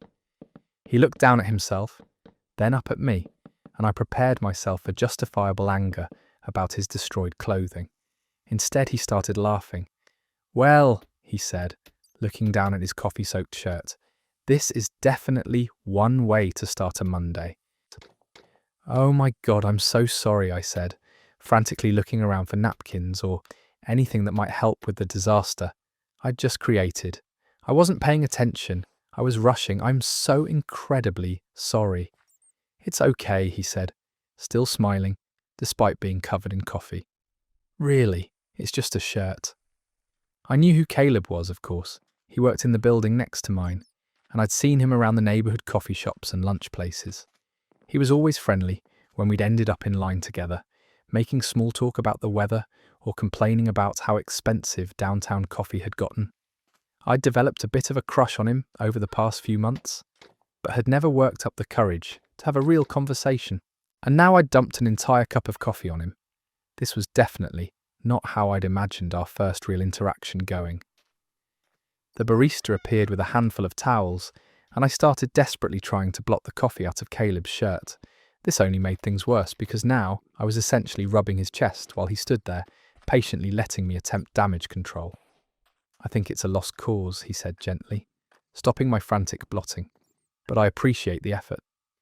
"I have to replace your shirt," I said, "or pay for dry cleaning, or something. I can't just destroy your clothes and walk away." "You know what?" Caleb said, and there was something in his tone that made me look up at him. "You're right, you definitely owe me something." My heart sank. He was going to be reasonable about this, probably ask for my contact information, so he could send me the dry cleaning bill, which was fair, but also meant this embarrassing encounter was going to be extended over multiple interactions. "You owe me dinner," he continued. "That seems like fair compensation for a ruined shirt." I stared at him. "Dinner? Well, yeah. I figure if you're going to assault me with coffee, the least you can do is feed me afterward. Are you free Friday?" It took my brain a moment to process what was happening. "Are you asking me out?" "I'm letting you ask me out," he said with a grin, "as penance for your coffee crimes." "Is that how this works? I commit an accidental beverage attack and then have to take you to dinner?" "That's exactly how it works. I don't make the rules." I started laughing, partly from relief that he wasn't actually angry, and partly because the whole situation was so absurd. "Okay, yes. I will absolutely take you to dinner as compensation for destroying your shirt." "Great. And just so we're clear, this counts as you asking me out, not me asking you out. I want the record to show that you made the first move. By spilling coffee on you. The most romantic gesture possible. Clearly, you've been planning this for weeks. Obviously. I've been carrying that coffee around waiting for the perfect moment to weaponize it." Caleb laughed, and I realized that even covered in coffee and probably running late for work, he was handling this whole disaster with more grace than I would have managed if the roles were reversed. "I should probably go change shirts," he said, looking down at himself. "But text me about Friday. I promise I'll wear something that shows coffee stains less dramatically." He gave me his number, and I programmed it into my phone with slightly shaky hands. I was still processing the fact that my morning disaster had somehow turned into a date. "One more thing," he said, as he was heading back toward his office building. "Next time you want to ask someone out, maybe just try saying hello first. It's less messy." "But way less memorable," I called back. Friday's dinner was incredible. We talked for 3 hours and Caleb insisted on wearing a white shirt in honor of our coffee shop meeting. "For consistency," he explained. "Plus, now I know you're not carrying any beverages to throw at me." That story is over. Sometimes the worst possible way to get someone's attention turns out to be the best possible way to get someone's attention. The fact that he turned a completely embarrassing accident into a dinner invitation shows he was already interested and just needed an excuse to make a move. Our final story tonight proves that sometimes our secret admiration for someone isn't as secret as we think. My crush caught me drawing them and asked to keep the sketch. I've always been a doodler. Give me a pen and paper during a lecture, meeting, or pretty much any situation where I'm supposed to be paying attention to something else. And I'll end up with margins full of random sketches. It's not intentional, just how my brain processes information. I take my sketchbook everywhere, and during slow moments at the campus library, where I work part-time, I'll people watch and sketch. Students studying, professors grading papers, couples sharing headphones, just capturing little moments of life happening around me. That's how I started noticing Sophia. She came to the library every Tuesday and Thursday, around 2 in the afternoon, always claiming the same table by the tall windows on the second floor. She had this routine where she'd spread out her textbooks, arrange her pens by colour, and then spend the next 3 hours completely absorbed in whatever she was studying. What caught my attention wasn't just that she was beautiful, though she definitely was. It was the way she moved when she was thinking. She'd twirl her pen between her fingers, tuck strands of hair behind her ear, sometimes mouth words silently as she read. She had all these unconscious gestures that were fascinating to watch. I started sketching her without really meaning to. At first, just quick gesture drawings, trying to capture the way she sat or the angle of her head when she was concentrating. But over the weeks, the sketches became more detailed. I'd work on them during my breaks, adding shading, refining features, trying to get her expressions just right. I had maybe 15 different sketches of Sophia by the time she caught me. I was working on a drawing of her reading, completely absorbed in getting the shadows right on her face, when I heard someone clear their throat above me. I looked up to find Sophia standing next to my desk, looking down at my sketchbook with an expression I couldn't read. My face went immediately hot. There was no way to play this off casually.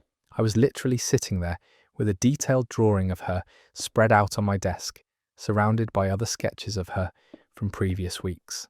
"I'm sorry," I said quickly, starting to close the sketchbook. "I know this probably seems really creepy. I wasn't trying to be weird about it. I just sketch people sometimes, when I'm bored, and you're always so focused when you study, which makes for good reference. But I realise how this looks, and I should have asked permission or something." I was rambling, getting more flustered by the second, but Sophia held up a hand to stop me. "Can I see it?" she asked. "See what?" "The drawing. You were working on it when I came over." I hesitated, then slowly opened the sketchbook back to the page I'd been working on. Sophia leaned over to get a better look, close enough that I could smell her perfume. "Wow," she said after a moment. "This is really good. Like really good." "Thank you. But I'm still sorry for drawing you without asking. I know it's weird." "It's not weird," she said, straightening up but still looking at the sketch. "It's flattering. I had no idea anyone was paying that much attention to me." "Well, you're very—" I started, then stopped, not sure how to finish that sentence without making things more awkward. "Very what?" "Expressive. You have all these little gestures when you're thinking. It's interesting to draw." Sophia smiled, and it was the same gentle smile I'd been trying to capture in my sketches for weeks. "I've seen you drawing before," she said. "I always wondered what you were working on. I thought maybe you were taking art classes." "Just a hobby. Something to do during slow shifts." "Well, you're really talented." She paused, looking back down at the drawing. "This is going to sound strange, but could I keep this one?" I blinked. "You want to keep it?" "If that's okay. I've never had anyone draw me before. It's kind of amazing to see how someone else sees you, you know?" I carefully tore the page from my sketchbook and handed it to her. "Of course, it's yours." "Thank you." She looked at the drawing one more time, then back at me. "I'm Sophia, by the way." "I know. I've heard people say your name. I'm Alex." "Nice to officially meet you, Alex." She held up the sketch. "I'm going to frame this and put it on my desk. Every time I look at it, I'll remember that someone thought I was worth watching." She started to walk away, then turned back. "Hey, if you ever want a more cooperative model, I'd be happy to pose for you sometime. Maybe somewhere with better lighting than the library." My heart did something complicated. "Are you serious?" "Completely serious. You could even teach me some drawing techniques I've always wanted to learn." "I'd love that." "Great. I'll be at my usual table Thursday if you want to come ask me properly." That story is over. The fact that she not only wasn't creeped out by being sketched without permission, but actually wanted to keep the drawing and pose for more is incredible. Sometimes being caught doing something embarrassing turns into the perfect conversation starter. Plus, asking him to come find her on Thursday was basically giving him permission to make a move. These stories remind us that love isn't always about the perfect romantic gesture or the flawless pickup line. Sometimes it's about showing up with coffee when someone's having a bad day, or learning their favourite song, or just being brave enough to admit you've been nervous this whole time. Sometimes it's about helping someone clean up spilled lunch or laughing when they set off the fire alarm, trying to impress you. The internet gives us these little glimpses into moments when two people realise they've been thinking about each other all along. When someone drives 2 hours just to cheer at your graduation, or sits next to you every single day hoping you'll notice, or accidentally sends you a text that reveals exactly how they feel about you. What strikes me most about these stories is how ordinary they all are. No grand romantic gestures, no movie-perfect scenarios, just real people being awkward and nervous and human, finding each other in coffee shops and libraries and college cafeterias. The best love stories aren't the ones that make you think that would never happen to me. They're the ones that make you think maybe that could happen to me too. So there you have it. 15 stories that prove love isn't dead, it's just hiding in the most unexpected places. In coffee cups with handwritten notes, in 3 months of strategic seating arrangements, in fire alarms and spilled lunches, and accidentally sent text messages that reveal everything. What gets me about these stories is how none of them started with someone being smooth or having the perfect line. They started with someone being human, being nervous, being awkward, being so flustered they couldn't respond to a text for a week or so, focused on impressing someone that they nearly burned down their kitchen. They started with people who were convinced they were invisible, forgettable, out of someone's league, only to discover that person had been noticing them all along. Lila remembered a coffee order down to the cinnamon on top. Elena spent 3 weeks learning guitar just to play one song. Hannah drove 4 hours round trip to make sure someone didn't graduate alone. These aren't grand romantic gestures from movies. These are real people choosing to pay attention, choosing to show up, choosing to be brave in small quiet ways that end up meaning everything. Maybe that's what love actually looks like. Not the dramatic declarations or the perfect timing, but the willingness to sit on a bookstore floor, helping someone restack fallen books. The courage to finally admit you've been sitting in the same spot every day, hoping someone would notice. The grace to turn a coffee disaster into a dinner invitation, or a fire alarm into the best first date ever. These stories remind us that the person you're meant to be with might be sitting 3 desks away, struggling with the same shyness you are. They might be the childhood friend you never saw in that light. They might be the person who helps you move boxes and leaves their heart hidden inside one of them. So maybe keep your eyes open. Maybe notice who sits next to you every day, who remembers how you like your coffee, who helps you clean up when you make a mess.